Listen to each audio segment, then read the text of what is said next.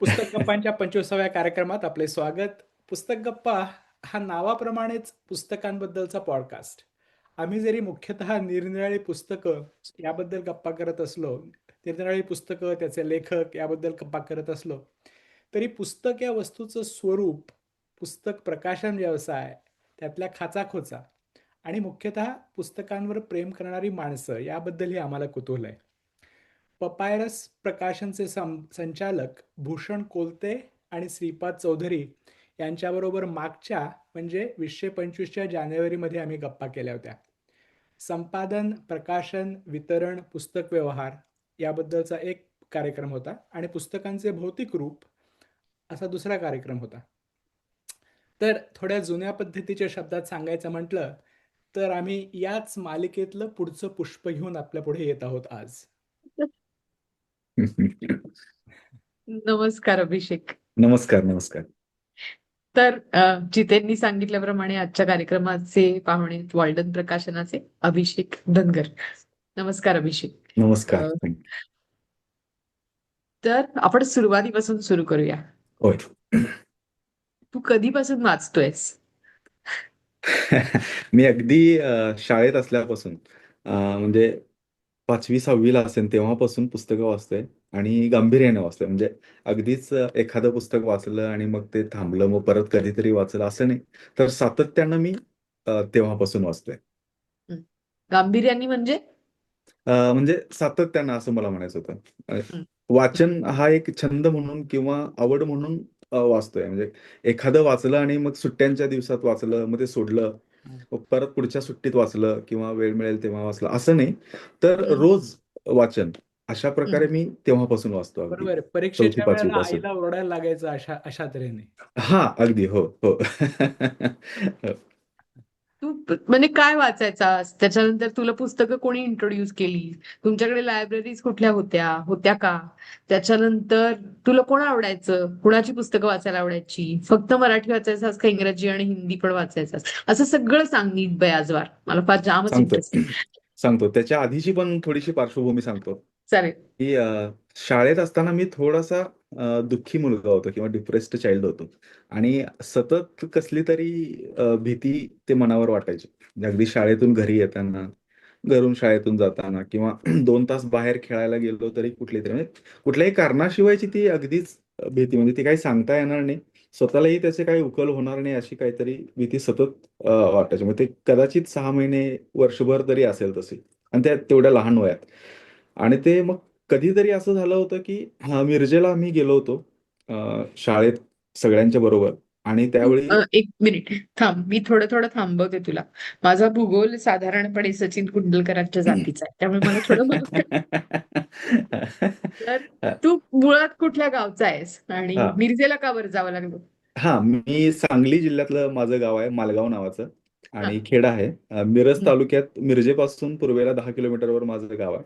अच्छा. आणि मिरजेला अनेक कारणासाठी म्हणजे आमच्या गावात फक्त 12वी पर्यंतच शाळा आहे. हं. किंवा सगळ्याच गोष्टींसाठी म्हणजे अगदी एखादं कुरिअर करायचं असेल तरी मिरजेला जावं लागतं. कॉलेजला जायचं हं. असेल मिरजेला जावं लागतं. एखादी विशेष अगदी स्कॉलरशिपची परीक्षा द्यावी लागली तरी तालुक्याच्या ठिकाणी मिरजेला जावं लागतं. हं. तर अशीच काहीतरी स्कॉलरशिपची परीक्षा असेल किंवा मला फारसं आठवत नाही. तर काही विद्यार्थी आणि आमचे शिक्षक असं आम्ही गेलो होतो आणि तेव्हा रस्त्यावर जे पुस्तक विक्रेते बसलेले असतात, त्यांच्याकडून मला श्यामची आई हे एकच पुस्तक आधी माहिती होतं आणि त्यामुळे मी ते विकत घेतलं होतं. ₹40 ते सरस्वती गृह प्रकाशन करायचं त्या पुस्तकाचं, तर ती आवृत्ती घेतली होती. आणि ती घरी येऊन जेव्हा मी वाचली, 3-4 दिवस लागले, तेव्हा माझ्या लक्षात आलं, की जी सतत आपल्या मनावर भीती असते, ती या 3-4 दिवसात अगदी क्षणभरही वाटलेली नाहीये. तर ओह! इतकं मी त्या पुस्तकात गुंतून गेलो होतो. आणि मग माझ्या लक्षात आलं, की हा एक खूप चांगला उपाय आहे. म्हणजे ते असं मनोमन वाटलं असणार. फार असे दृश्य विचार केले नसला तरी. आणि तेव्हापासून मग मी मिळेल ते वाचायला लागलो. म्हणजे घरात काही धार्मिक पुस्तकं होती, तर तीही वाचायला लागलो किंवा तरुण भारत सोबत ते खजाना नावाचं पुस्तक यायचं ते छोटंसं 30-40 पानांचं. तर ते म्हणजे वाचनाची भूक भागवायची तर जे हातात मिळेल ते वाचायचं. मग क्रिकेट खेळायला जायचो, तिथं काही लोकांशी ओळखी झाली. पण सोबत एक नेहमी पुस्तक घेऊनच मी जायचो. तर तिथे एक वयानं मोठा माझ्यापेक्षा मित्र होता. तो म्हणाला, की "माझ्या घरी काही पुस्तकं आहेत तर तुला देतो. तर चल." तर मी त्याच्या घरी गेलो. त्याच्या घरी अ, ऐतिहासिक पुस्तकं होती. छावा, मृत्युंजय, श्रीमान योगी, राजा शिवछत्रपती वगैरे, राधे वगैरे. तर त्यातली एक पुस्तके मी आणून वाचायला लागलो. आणि मग त्याची लायब्ररी संपल्यानंतर तो एका आमच्याच गावातल्या शिक्षकांच्याकडे घेऊन गेला, ज्यांची घरी लायब्ररी होती. मग त्यांच्यातून वाचायला लागलो. हा साधारण वर्षभराचा काळ होता, ज्याच्यात मी पुष्कळ वाचलं. पण ही सगळ्या जी छोटी-छोटी संग्रहालय होती घरगुती, ती मला कमी पडायला लागली. मग तोच मित्र हम्म. ज्यानं मला सर्वात आधी पुस्तकं दिली, तो आणि म्हणाला, की मिरजेला एक किती वय किती तुझं हे चालू असताना सगळं? हे 5वी 6वीचं वय म्हणजे 6वीला असेल. ओके, म्हणजे तर 11-12 वर्षाचा. ओके. तर तो म्हणाला, की आपण मिरजेला जाऊ आणि मिरजेत खरे मंदिर नावाची एक लायब्ररी आहे. तर तिचं सदस्यत्व मी तुला घेऊन देतो आणि तू ₹100 घेऊन ये आणि आपण तुझं सभासद करू म्हणजे तुला पुस्तकं काही कमी पडणार नाहीत. हं. तर तो मित्र गवळी होता. म्हणजे तो दूध गोळा करायचा आमच्या गावातून आणि गाडीवरून ते एम-आय-टीवरून विकायचा मिरजेत जाऊन. तर मग मी त्याच्यासोबत गेलो आणि मग त्या लायब्ररीत सदस्यत्व घेतलं आणि तिथं गेल्यानंतर मला अगदीच अलिबाबाच्या गुहेहून काहीतरी थोर सापडल्याचा आनंद झाला. म्हणजे इतकी पुस्तकं असतात आणि असू शकतात आणि ते लोक मुक्तपणे तिथं बघू देतात, हाताळू देतात. हे काहीतरी स्वप्नवत वाटलं होतं मला. त्या मित्राचे माझ्यावर खूप तशा अर्थानं उपकार झाले. कारण जवळपास 3-4 वर्ष हा प्रकार चालला होता, की मी त्याच्या गाडीवरून जायचो. 2-1 वर्ष तरी गेलो. शनिवारी आणि रविवारी आणि तिथून पुस्तकं घेऊन यायचो. त्यानंतर असं झालं, की मी स्वतः एकट्याने जायला लागलो मग.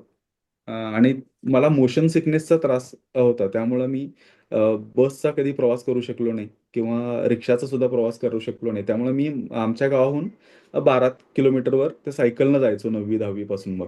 हं. आणि ती एक खूप गंमत होती, की मी शनिवारी-रविवारी सुट्टी असेल, की शनिवारी सकाळी मी त्या लायब्ररीत जायचो आणि दिवसभर म्हणजे सकाळपासून संध्याकाळपर्यंत एक छोटं पुस्तक तिथं निवडून ते पूर्ण वाचायचो. मग शनिवारी येताना लायब्ररीतून एक पुस्तक घेऊन यायचं इश्यू करून, छोटंसं. तेही शनिवारी रात्रभर वाचायचं. परत रविवारी सकाळी सायकलने जायचं. परत एक छोटं पुस्तक निवडायचं. ते रविवारच्या दिवसभरात वाचायचं आणि रविवारी संध्याकाळी येताना मोठं एक 800-1000 आणि पानांचं पुस्तक घेऊन यायचं, जे पुढचा आठवडाभर मला पुरेल, की पुढच्या शनिवारपर्यंत पुरेल. मग ही वॉव! सायकल माझी 10वी होईपर्यंत चाललं होतं.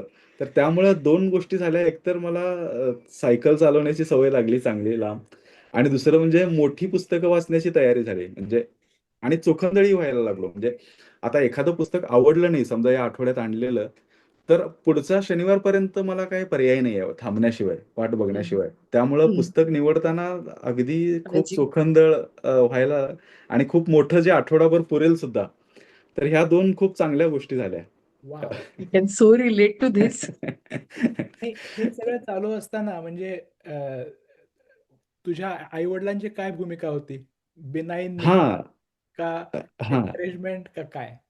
नाही ही म्हणजे मला सांगताना खूप आनंद होतोय, की अगदी पहिल्या दिवसापासून आजवर म्हणजे यापर्यंत मला कधीही कुणी पुस्तक वाचताना अडवलेलं नाही किंवा आमच्या घरात वाचनाचं वगैरे काही हे नव्हतं. म्हणजे वाचन संस्कृती वगैरे तर आम्ही आत्ता-आत्ता ऐकायला लागलो हे शब्द. पण त्याऐवजी वाचनाचं वेड किंवा पुस्तकं घरात असणं असा काहीही प्रकार नव्हता. पण तरीही वाचन करतोय किंवा पुस्तक वाचतोय ह्या गोष्टीला कधीही कुणी अडवलं नाही. किंवा अगदी नंतरच्या काळात स्वतः कमवण्याआधीच माझी खूप मोठी लायब्ररी होती. तेव्हाही पुस्तक विकत घेताना वगैरे कुणी अडवलं नाही किंवा काय केलं नाही. तर त्यामुळेच मला वाटतं, की फार झटपट आणि चांगले निर्णय घेता आले आणि हम्म. काहीतरी काम करता आलं त्याच्या ह्याच्यामध्ये. हम्म. मुख्य म्हणजे हम्म. चांगलं वाचता आलं.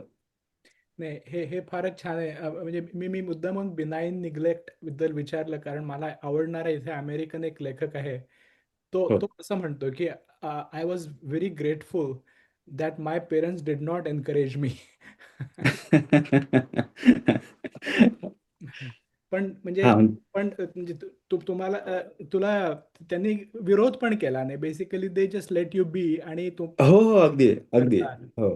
आणि अगदी नंतर बायकोने सुद्धा म्हणजे तिनेही कधी अडवलं नाही किंवा त्रागा केला नाही घरातल्या पुस्तकाच्या पसाऱ्याबद्दल किंवा इतक्या प्रचंड खरेदीबद्दल कधी काही ते म्हणलं नाही. बायकोच्या निवडीबद्दल आपल्याला थोडंफार स्वातंत्र्य असतं त्याच्यामुळे. हो.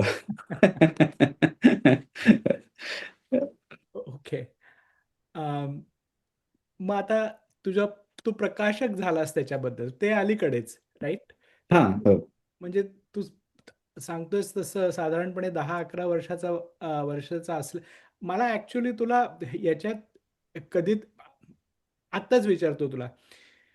ही जी तुला भीती वाटायची शाळेत, did you ever get to the bottom of that? ते कळलं का तुला का होती? नाही, नाही. ते अगदीच खूप लहान वयात काहीतरी व्हायचं. काहीतरी होतं हां. आणि आणि मग ते त्यामुळे हां, हळू-हळू तेवढंच कमी झालं. जाणवायचं. हां, अच्छा. पण ही फार हां. पण त्याचं फॅसिनेटिंग कधी गोष्ट होती, की वाचत असताना ती भीती वाटायची नाही आणि म्हणून हां, तू अगदीच वाटली नाही. हो, म्हणून ते आणि मला वाटतं की वाचनाचं काहीतरी सुप्त आपल्यामध्ये असणारच. ते कुठेतरी वाट मिळालं की ते आपण वाचायला लागतो. त्यात एक प्रश्नाचा एक भाग मी सांगायचा विसरलो, की अ, दुसरं ते वाचनाचं काय म्हणूया आपण, तशी काही व्यवस्था आमच्या गावी नव्हती किंवा अजूनही नाही आहे. घरी तर नव्हतीच. पण पुस्तकांमुळेच म्हणजे आपल्या शालेय पुस्तकांमुळेच मला त्यातून काहीतरी पुढचं वाचायच्या प्रेरणा मिळायच्या. उदाहरणार्थ अच्छा. आता हां, मराठीची जी पुस्तकं असतात, त्याच्यामध्ये आता धुनं नावाची एक कथा शंकर पाटलांची आवडली, तर त्या कथेच्या वरच्या भागात त्या धड्यावर ते परिचय असतो लेखकाचा, की शंकर पाटील हे कोल्हापूरचे, त्यांचा जन्म झाला आणि त्यांची इतर पुस्तकं आणि हं, हा धडा या पुस्तकातून घेतलेला आहे. तर ते माझ्या हं, डोक्यात असायचं, की हां, हे आवडले ना, धुनं आवडले, तर हे कुठल्या संग्रहात आहे? तो वळीव आहे समजा, तर वळीव आता आपल्याला वाचायचे आहेत. वळीव हं, संग्रह आवडला, की मग माडगुळकरांची सगळी वाचायची. मग सॉरी शंकर पाटलांची वाचायची किंवा मग माझा एक दुसरा वाचनाचं भूक अशानेही भागली, की पुढच्या वर्गातली मराठीची पुस्तके मी आधीच वाचायचो. म्हणजे हं, अगदी सुट्ट्या वगैरे पडल्या 7वी असेल समजा 8वी, 9वी, 10वी ची पुस्तकं, तर ती आधीच मराठीची वाचून घ्यायची. म्हणजे हं, त्यातले धडे मग कुठले आवडतात. मग ते 9वीच्या पुस्तकात तो अजिंठा नावाचं प्रकरण होतं. मग तेव्हा कळलं, की कोसला नावाचं एक पुस्तक आहे. मग ते कोसला वाचली पाहिजे किंवा शेवटी काहीतरी एखादा लेख असायचा. त्यात कालेलकरांचा एक लेख होता आणि मग त्यात हं, लिहिलं होतं, की हे प्रकरण कालेलकरांच्या जीवनलीला या पुस्तकातून घेतलेलं आहे. तर आता अशी वाचनाला ती दिशा मिळत गेली म्हणजे थोडी-थोडी आणि हं, मग पुन्हा त्या पुस्तकातूनच मग दुसऱ्या पुस्तकाकडे जाणं असं ते नेटवर्क सुरू झालं. पण हं. आता सांगता-सांगता मला आठवलं, की ही जी पुस्तकं होती ती इतक्या मी आवडीने आणि प्रेमाने वाचली होती, की आता मी मगाशी म्हटलं, की जीवनलीला या पुस्तकातून हे प्रकरण घेतलं होतं. तर ते इतक्या वर्षांपासून माझ्या डोक्यात ते पुस्तक आणि तो एक छोटासा लेख होता, की आता पुढच्या महिन्यात आम्ही ते जीवनलीला हे पुस्तक कडून प्रकाशित करतोय. क्या म्हणजे बात त्याची नवीन आवृत्ती. अरे वाह! अरे वाह! आणि है! भारीच. पण हे म्हणजे फक्त फिक्शन पुस्तकं का तू नॉन फिक्शन पण वाचायचास? सुरुवातीच्या काळात तर मुख्यतः सगळीच फिक्शन वाचायचो मी. म्हणजे अजूनही माझ्या वाचनाचा बराचसा भाग हा फिक्शनचाच असतो. माझ्यासुद्धा. नॉन फिक्शनमध्ये हो. बरं मला आमच्या स्टोअरमध्ये अ, जे वाचक सातत्यानं खरेदी करतात आणि ज्यांच्याशी माझा कायम संवाद असतो, त्यातल्या मुख्यतः सगळ्या वाचकांचा कल हा नॉन फिक्शन वाचनाकडे असतो. आणि त्यांच्यामुळं मी सुद्धा नंतरच्या काळात नॉन फिक्शन्स बऱ्यापैकी वाचायला लागलो. अ, वाचकांच्यामुळे. पण माझं व्यक्तिगत वाचन मुख्यतः सुरुवातीपासून मी फिक्शनच वाचत आलो. Right, okay. आणि त्यामुळेच माझ्या प्रकाशनाची सुद्धा सगळी पुस्तकं मुख्यतः फिक्शनच राइट. असतात. Right, right. तर मग आता तेच गुड सेग्वे इंटू प्रकाशक तू झालास त्याच्याबद्दल. ते बऱ्यापैकी अलीकडच्या काळात राइट? हो. अं, तर मग त्याच्याबद्दल सांगशील का? म्हणजे तू नो, ॲक्चुअल पण हां, तर तू आधी पुस्तक वाचक, त्याच्यानंतर तू पुस्तकं गोळा करणारा पुस्तक संग्राहक, मग बरोबर, पुस्तकाचं वितरण करायला लागलास, वितरक म्हणून आणि शेवटी प्रकाशक झालास. तर बरोबर. ह्या सगळ्या प्रोसेसबद्दल सांग. राइट मेघना? हो. बरोबर, बरोबर. कारण मला या सगळ्या पायऱ्यांबद्दल खूप कुतूहल आहे. सांगतो. पुस्तक मी माझा सुरुवातीचा एक असा काय म्हणू समज होता किंवा कुठेतरी मी ऐकलं असेल आणि ते माझ्या डोक्यात लहानपणीच बसलं असेल, की पुस्तक काय एकदा वाचली की संपलं म्हणजे परत त्याचं काय करणार? तर ते दुसरं वाचायचं. पण जसं नंतर वाचत गेलो पुढे-पुढे तसं माझ्या लक्षात आलं, की आपल्याला रोज नवं एक पुस्तक वाचण्यापेक्षा 30-30 पुस्तकं पुन्हा-पुन्हा वाचायला जास्त आवडतात. आणि मग आत्ताही मी सातत्यानं पुस्तकं अगदी रोज न चुकता वाचत असलो तरी मला आत्ताही जुनी पुस्तकं म्हणजे जी फार आवडली आहेत, तीच पुस्तकं पुन्हा-पुन्हा वाचायला आवडतात असं लक्षात आलं. आणि मग पुस्तकं पुन्हा-पुन्हा तीच वाचायची तर संग्रह करण्यापेक्षा दुसरा पर्याय नाही. पण हे पुस्तकं जमवायला मी सुरुवात केली ते नंतर म्हणजे कॉलेजला जायला सुरू केल्यानंतर 11वी 12वी वगैरे. तर त्याच वेळी दुसरं असं झालं, की मी 10वी नंतर इंग्रजी वाचायला सुरुवात केली. आणि माझ्या पहिलंच पुस्तक वाचताना माझ्या लक्षात आलं की आपल्याला इंग्रजी फार काही येत नाही. फार काही म्हणजे 10वी झालेल्या मुलाला जेवढं येणं अपेक्षित आहे तेवढंही आपल्याला काही येत नाही. आणि मराठी आपलं माध्यमातून शिक्षण हो, झाले. मराठी माध्यमातून शिक्षण झालं. म्हणजे तर त्यामुळं आपल्याला आपल्यासाठी आता हम्म. आणि त्याच्या आधी मला अनुवादित पुस्तकांचं थोडंसं वेड लागलं होतं. आणि ही अनुवादित पुस्तकं आता समजा लुईसा मी एल्कॉटचं मी एकच वाचलंय, चौघी जणी म्हणजे द लिटल विमेनचं. तर मला असं लक्षात आलं की हिची आणखी पुस्तकं आहेत किंवा बाकी इयरलिंग वाचलं होतं पाडस, तर त्या लेखिकेची आणखी पुस्तकं आहेत. तर आपल्याला हे इंग्रजी येण्याशिवाय काही पर्याय नाही. हे वाचायचं असेल आपल्या आवडीचं साहित्य, तर ते वाचायला पाहिजे. आणि जायचं तर मग भाषेच्या इतक्या टोकाच्या मर्यादा होत्या की आपल्याला काहीच जमत नाही.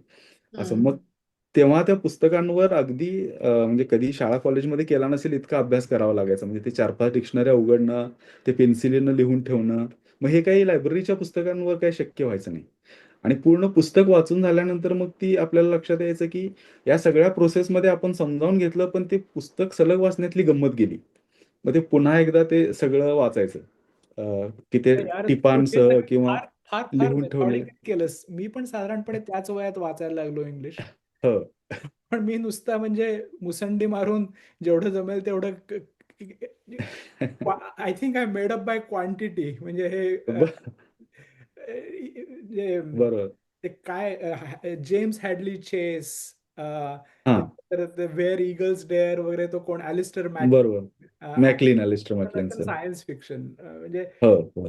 जेवढं जमेल तेवढं कळेल, बाकीचं नाही कळणार. आणखीन हळूहळू ते कॉन्टेक्स्टनी सगळ्या गोष्टी कळायला लागतात.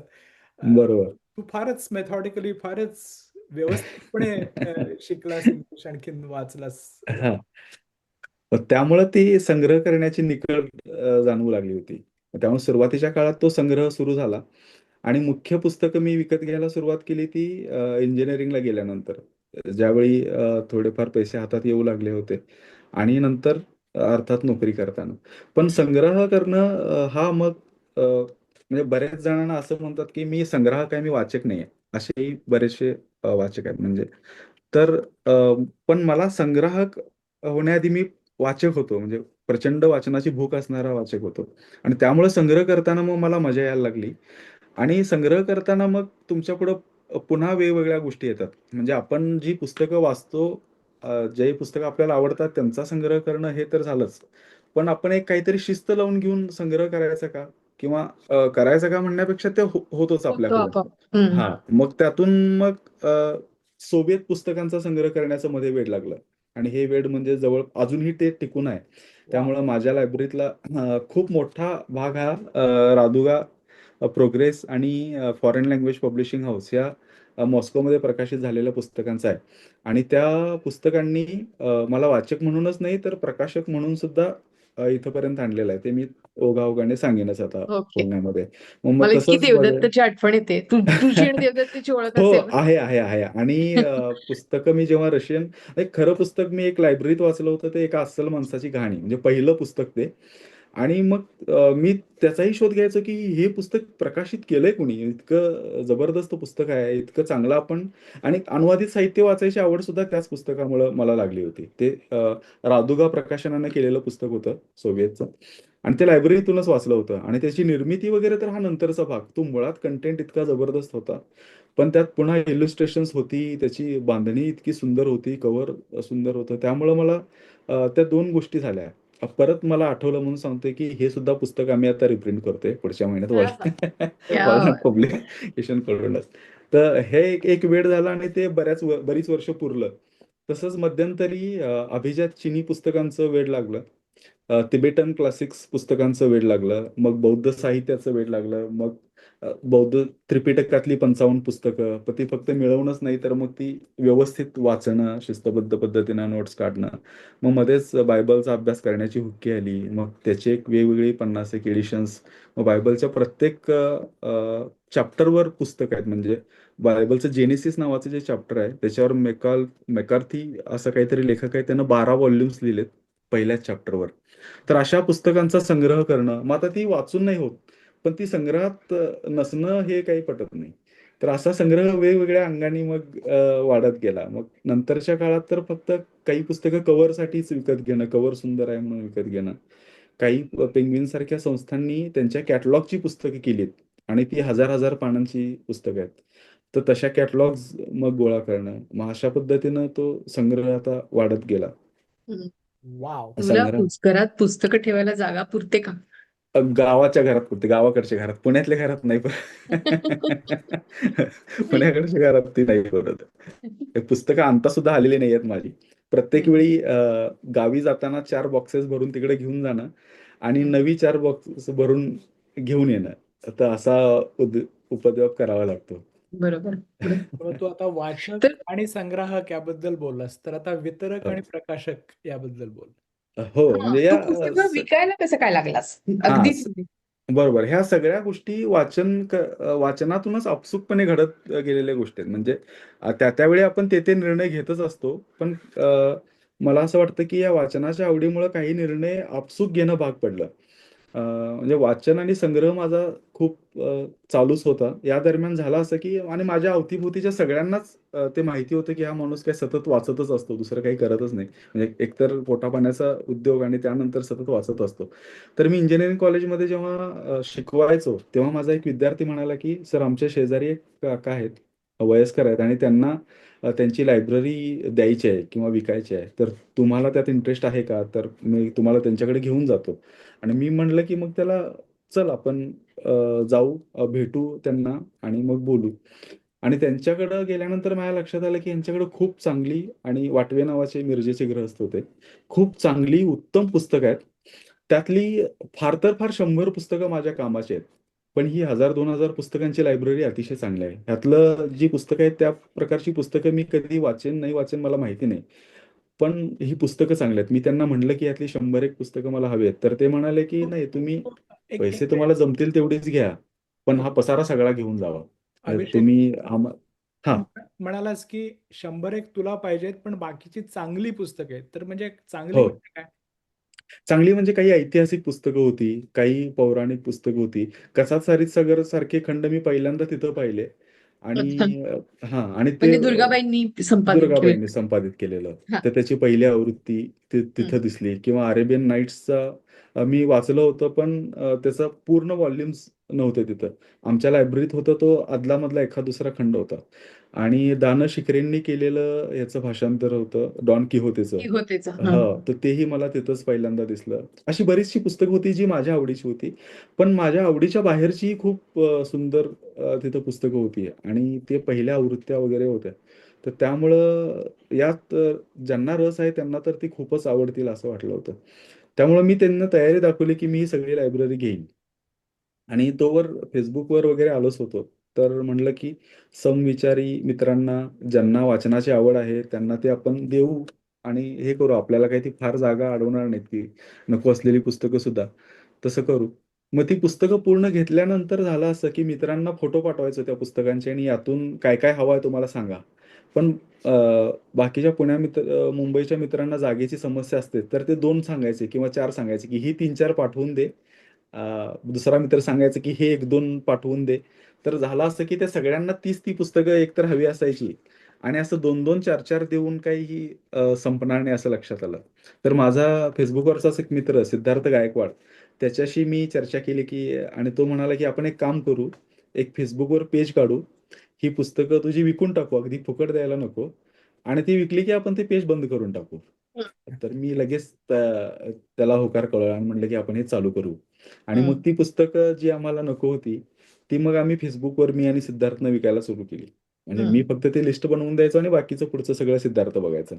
अच्छा. तर असं ती पुस्तकं वर्षभर पुरली आम्हाला. कारण आम्ही 20-30 पुस्तकं एवढीच टाकायचो सुरुवातीला हम्म. लिस्ट. पण त्यातून रिस्पॉन्स इतका मोठा आला, की आम्हाला थांबू दिलं नाही मग त्या लोकांना ती पुस्तक हम्म. संपेपर्यंत.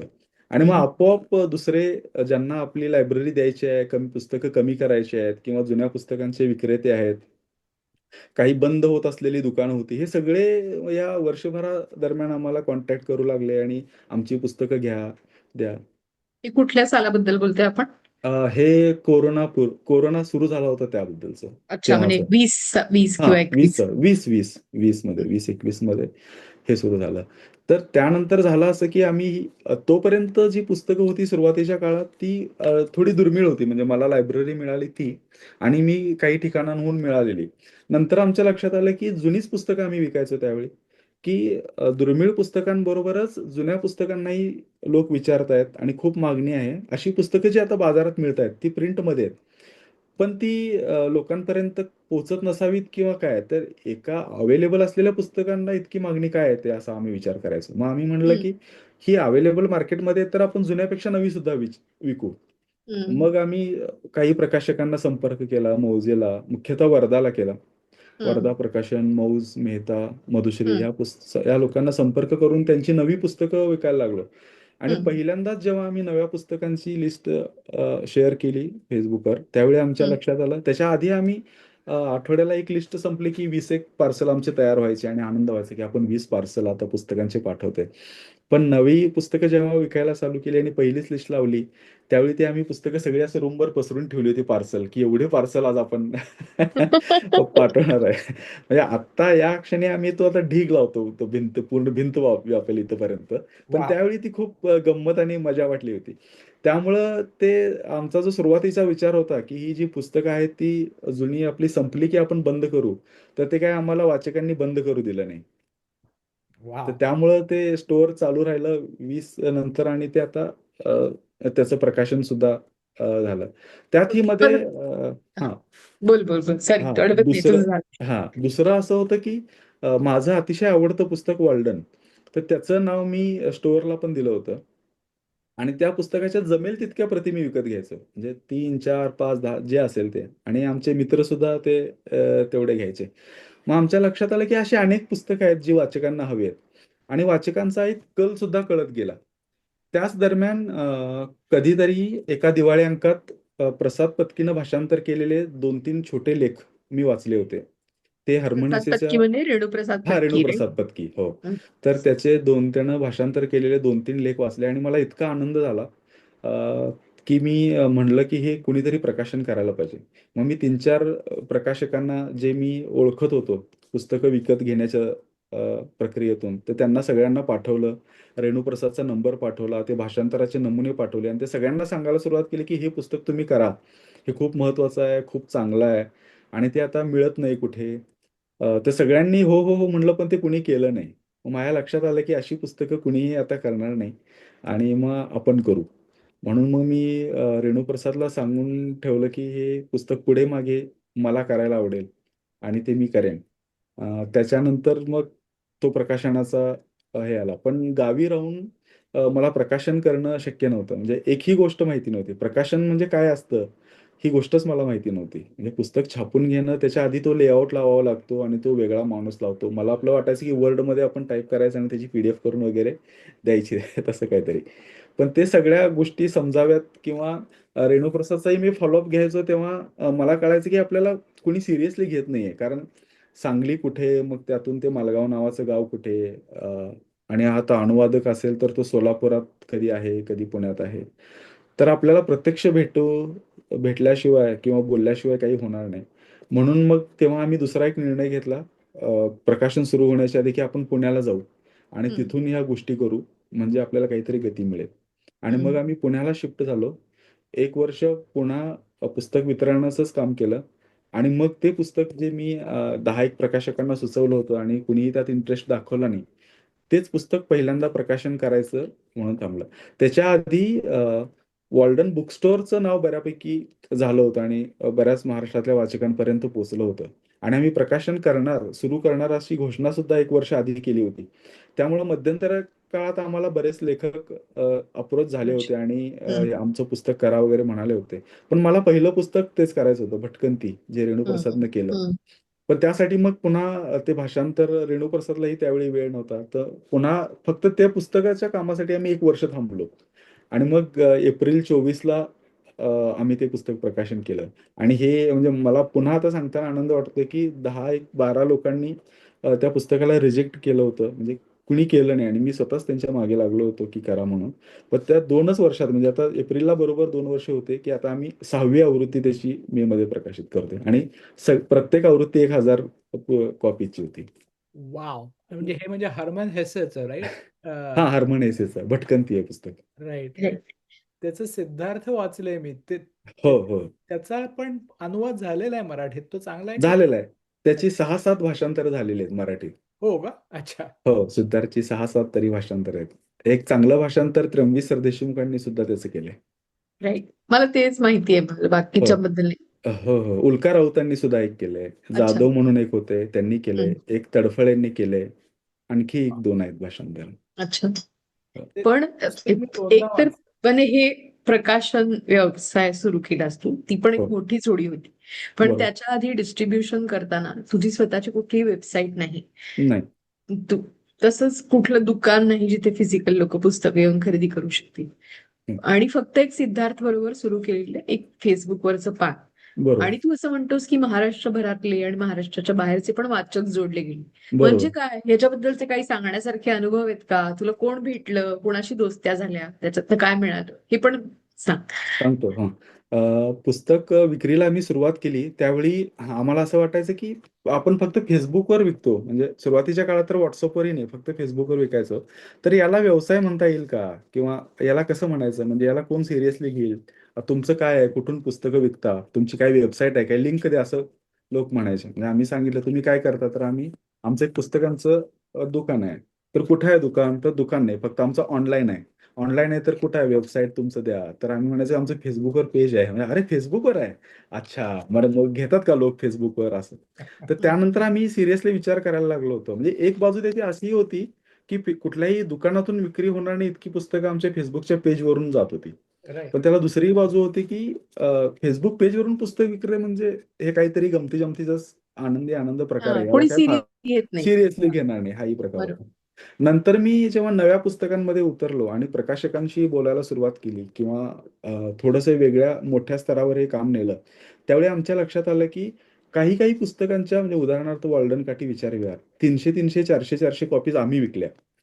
आता तोपर्यंत मला प्रकाशनाचा काही व्यवहार माहीत नव्हता. तसं 1-2 प्रकाशक म्हणाले, की "तुम्ही नेमकं करतं काय?" कारण आमच्याकडून जेवढ्या प्रती जात नाहीत त्या पुस्तकाच्या, सगळे आमचे विक्रेते, आम्ही स्वतः, आमची वेबसाईट वगैरे Amazon, Flipkart त्याच्यापेक्षा जास्त तर तुम्ही विकताय एका हं, पुस्तकाची कॉपी. तर तुम्ही नेमकं काय करताय? तुमची सिस्टम सांगा. तेव्हा हं, माझ्या लक्षात आलं, की आपल्याला वेबसाईटची गरज नाहीये हं. किंवा दुसरीकडं Amazonवर, Flipkartवर करण्याची व्यवस्था नाही आहे. आपलं खूप उत्तम चालू आहे. आणि मग माझ्या लक्षात आलं, की हे लोक छापतानाच 300-400 वगैरे ची आवृत्ती छापतात काही. आता बरेच प्रकाशक पी-ओ-डीमुळं 100-50 वर सुद्धा आलेले आहेत.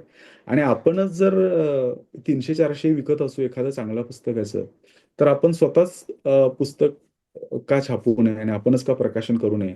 असाही तो त्यावेळी विचार होता. तुला पण मा थोडं थांबवते इथे परत एकदा हां, की तू म्हणतोस आता हे तुला ट्रेड सिक्रेट विचारल्यासारखं आहे. पण पुस्तकांचं ट्रेड सिक्रेट सांगायला तुला पण फार काही हे नसेल. अगदी म्हणून मी तुला मोकळेपणाने विचारते, की तुम्ही खरंच करत पुस्तकं इतक्या इफेक्टिव्हली विकत होतात, ती कशामुळे? तुम्ही सातत्याने पुस्तकांविषयी बोलत होतात म्हणून? का तुमच्याबद्दल ही माणसं चांगली पुस्तकं सुचवतील असा विश्वास तयार झाला होता म्हणून? का तुम्ही पुस्तकांविषयी लिहित होतात? का तुमच्याकडून खरेदी केली जात होती? म्हणजे नक्की कशामुळे हे घडलं असेल असं तुला वाटतं? कारण या प्रकारे प्रकाशकांनाही जे जमत नाही, पुस्तक विक्रेत्यांनाही ज्याचं गमक कळलेलं नाही, ते तू करत होतास. म्हणजे त्याच्यात काहीतरी गमतीची किंवा खास गोष्ट नक्की होती. ती काय होती असं तुला वाटतं? तुला कोणी सांगितलं का याच्याविषयी? नाही, मुख्य म्हणजे आम्ही पुस्तकं वाचलेली असायची. बऱ्याच जी पुस्तकं आम्ही हां. विक्री करायचो किंवा नवीन पुस्तके आम्ही जेव्हा विकायला सुरुवात केली, त्यावेळी मुख्यतः आमच्या अभिरुचीचीच पुस्तकं किंवा आम्हालाच आवडलेली पुस्तकं, जी आम्हाला वाटायचं की फार लोक वाचत नाहीयेत. म्हणजे अगदी चांगलं वाचणारे लोकसुद्धा ही काही पुस्तकं वाचत नाहीयेत आणि ती वाचायलाच पाहिजेत. अशी पुस्तकं आम्ही प्रमोट करायचो. त्यामुळं ती पुस्तकं आम्ही वाचलेली असायचो. त्याचा आम्ही हं, रिव्ह्यू सुद्धा लिहायचो 4 ओळींचा, 8 ओळींचा त्या पुस्तकाच्या हं, खाली. तर तोही आम्ही स्वतःच लिहायचो सुरुवातीच्या काळात तरी. हं, आणि सुरुवातीला असं व्हायचं, की बरेचदा वाचक विचारायचे, की "हे पुस्तक घेऊ का? चांगलं आहे का?" असं म्हटल्यानंतर ती जबाबदारी यायची, की बाबा आता खरं सांगायलाच पाहिजे काय हे नाहीये. तर आम्ही सांगायचो त्याला, की "हे काही मी वाचलेलं नाहीये." तर तो हं, रिव्ह्यू म्हणजे तो ब्लर्ब आम्ही छापलेला आहे तसं. हं, तर दुसरं पुस्तक आहे ते तुम्ही घ्या. मग याच्या मात्र खात्रीने सांगायचं. तर हं. हा प्रवास वर्षभरानंतर या टप्प्याला आला होता किंवा अजूनही आहेत, की बरेच लोक मग असं व्हायला लागलं, की "हे घ्या ₹4000 आणि तुम्ही आधी न पाठवलेली पुस्तकं या महिन्यात जी नवीन येतील ती आम्हाला पाठवा, तुमच्या आवडीची. आम्ही काही लिस्ट बघत बसत नाही आता." तर म्हणजे तू इथपर्यंत क्युरेटर पण ते झालास. हा. तर ती एक मजा आली आणि तो पर्सनल टच जो कस्टमर सोबत राहिला, वाचकांसोबत राहिला, त्याच्यामुळं मला वाटतं की ते जास्त हे व्हायचं आणि मी समांतरपणे Facebookवर, WhatsAppवर मी जे वाचतोय त्याच्याविषयी शेअर करायचो, बोलायचो. त्यामुळं ते जास्त आवडत असावं वाचकांना असं मला वाटतं. बरोबर. म्हणजे बेसिकली पुस्तक ही गोष्ट माल किंवा वस्तू म्हणून न हां, विकता तसं नाही. त्याच्यामध्ये स्वतःची गुंतवणूक मानसिक बरोबर, असल्यामुळे हे बरोबर. झालं असेल. हां, तसं. हो. म्हणजे वाचक असल्यामुळे. हो. कधी-कधी एखाद्या पुस्तकाचा रिव्ह्यू लिहिताना आम्ही असं पटकन लिहून जायचं, की जीवन बदलणारे पुस्तक. पण मग नंतर विचार करायचा, "अरे, हे लिहायचं का?" म्हणजे हे आपल्याला तसा अनुभव आलाय. पण एखादा वाचक आपल्याला वेड्यात काढेल, की काय यात जीवन बदलण्यासारखं पुस्तक आहे. पण नंतर आम्ही तोही प्रामाणिकपणे जपला, की आता आपल्याला वाटतंय ना, तर आपण लिहू. हां. कुणी आपल्याला विचारलं, तर आपण पुस्तक तर वाचलेलं आहे, आपली बाजू आपण सांगू शकू. बरं, बरोबर. एखाद्याला पुस्तकाला ते अगदीच चीप आणि थर्ड क्लास वाटू शकेल. तर त्याला तो त्याचा प्रश्न आहे. पण आपली बाजू आपल्याला सांगता येईल, इतकं आपण पुस्तक वाचलेलं आहे, तर तो क्या बात लिहू. है. असं. अगदी, अगदी बरोबर आहे. आता आपण प्रकाशनाबद्दल सॉरी जितेन बोल मध्ये नाही बोल. नाही ठीक आहे. मला एवढंच विचारायचं होतं, की तू रिव्ह्यू लिहिताना वगैरे आम्ही लिहिले असं म्हणत होतास. म्हणजे ते म्हणजे तू आणि सिद्धार्थ गायकवाड असे दोघं जण का? हां, म्हणजे मुख्यतः रिव्ह्यूज मी लिहायचो. हं. अधून-मधून काही पुस्तकांचे सिद्धार्थी लिहायचा. सिद्धार्थ मुख्यतः टेक्निकल काम करायचा. म्हणजे मला ते जमायचं नाही. पेज तयार केलं तेही सिद्धार्थनंच केलं. त्या पेजला मग इकडे-तिकडे व्हायरल करणं, त्याला ते वाचक त्याला जॉइन होतील असं बघणं, हे काम सिद्धार्थनं ते टेक्निकल बाजू तो खूप चांगलं केलं आणि त्याची खूप मदत झाली सुरुवातीच्या काळामध्ये. हं, पण हं. हे जे पुस्तक म्हणजे वाचकांनाशी बोलणं, आणखीन वाचकांना सांगणं, रेकमेंडेशन देणं, हे सगळं मुख्यतः तूच. हां, हे मी केलं आणि आता आमचा पसारा बराच वाढला असला आणि स्टाफ वगैरे आमचे असले, तरी हे काम मी अजूनही माझ्याकडेच ठेवलंय. हां, मला तेच ते मला विचारायचं होतं, की आवडतं. तुम्ही हो. स्केल कसं केलंत? म्हणजे जसे-जसे वाचक वाढत गेले, अ, कारभारच म्हणायचं त्याला, कारभार वाढत हो, गेला. हो, तर हो. म्हणजे तू एक वा हां, त्याच्याबद्दल थोडंसं बोल. हां, सुरुवातीला तर मी आणि सिद्धार्थला नंतर ते बऱ्याच त्याच्या व्यापामुळं ते जमेनासं झालं. त्यामुळे सिद्धार्थ त्यातून बाहेर गेला. मग मी एकटा राहिलो आणि मग नंतरच्या काळात सगळा जो व्याप आहे तो मी आणि माझी पत्नी असं आम्ही दोघं बघायचो. म्हणजे ते ऑर्डर्स घेणं वगैरे मी करायचो. मग ती पॅकिंगला मला मदत करायची. मग मी परत पोस्टात नेऊन देणं, कुरिअरला देणं, अशा गोष्टी केल्या. जेव्हा आम्ही हे मोठ्या स्तरावर नेलं आणि मुख्यतः पुण्यात आल्यानंतर, त्यावेळी मग मात्र आम्ही एक-एक लोक हायर करू लागलो याच्यासाठी. म्हणजे विशेषतः पॅकिंगसाठी किंवा अ, बाजारात आता आमच्या स्टॉक संपल्यानंतरची रोज पुस्तकं घेऊन येणं, रोजच्या रोज ते पार्सल पोस्टाला देणं, ते कुरिअर देणं. तर ह्या सगळ्या गोष्टी आम्ही दुसऱ्यावर सोपवल्या. पण त्यातला जो वाचकांशी कनेक्टेड राहण्याचा जो त्यातला भाग होता, तो मी अजूनही माझ्याजवळ अशासाठी ठेवला, की माझ्या वाचनाला खूप दिशा त्या वाचकांकडून मिळाल्या. आणि मी मुख्यतः आपण मगाशी बोललो तसं फिक्शन अगदी लहानपणापासून वाचलं होतं, ते अजूनही मुख्यतः फिक्शन वाचतो. पण जेव्हा वाचक एखाद्या पुस्तकाची मागणी करायचे आणि सांगायचे, की "मी गेली 10 वर्ष हे पुस्तक शोधतोय, तर ते तुम्ही मला मिळवून द्या." ते अर्थात ते दुर्मिळ पुस्तक जेव्हा मिळायचं, तेव्हा ते मला लक्षात यायचं, की अरे हा वाचक 10 वर्ष हा पुस्तक शोधतोय, तर आपण वाचून बघू याच्यात आणि काय. मग त्यातून मग मला आर्किओलॉजीमध्ये वाचायची आवड निर्माण झाली. हो. त्यातूनच मग प्रॉपर इतिहास, व्यवस्थित इतिहास वाचायची सवय झाली. त्यातूनच मग आंबेडकरांचं साहित्य मी अ, वाचलं मुळातून. तर अशा गोष्टी आणि असं वाचन किंवा सिद्धार्थ जातक सारखी पुस्तकं मला वाचकांमुळं वाचावीशी वाटली. पहिल्यांदा जेव्हा मी ते पुस्तक विकायला घेतलं प्रकाशकांच्याकडून, तेव्हा मला वाटलं, की 2,500-3,000 हजारांची पुस्तकं कोण विकत घेतील? आणि लोक Facebook सारख्या माध्यमातून आपल्याकडून काय घेतील? नवीन वाचक असेल तर तो ₹3,000 पाठवेल आणि वाट बघत बसेल का? एकतर Facebook म्हटल्यानंतर तो सगळा काही फार विश्वसनीय प्रकार असेल असं कशावरून? आणि हं. वेबसाईट नाही, काही नाही. तर पण तरीही त्या पुस्तकाला इतकी मागणी आणि इतके सेट आम्ही विकले. मग मी म्हटलं, की इतकं विकलं जाते तर हे पुस्तक आपण वाचून बघू काय आहे? हां, तर अशा वाचनाच्या शक्यता खूप मला त्या मिळत गेल्या आणि अजूनही वाचक सांगतात, की हे पुस्तक खूप आवडलं आणि अमुक एक पुस्तक 20 वर्षापूर्वी वाचलं होतं, तर त्याची आठवण झाली. तर अशातून माझंच वाचन बऱ्यापैकी सुधारत जातं आणि त्यात अनेक शक्यता तयार होतात. म्हणून ही गोष्ट मी अजूनही स्वतःच करतो.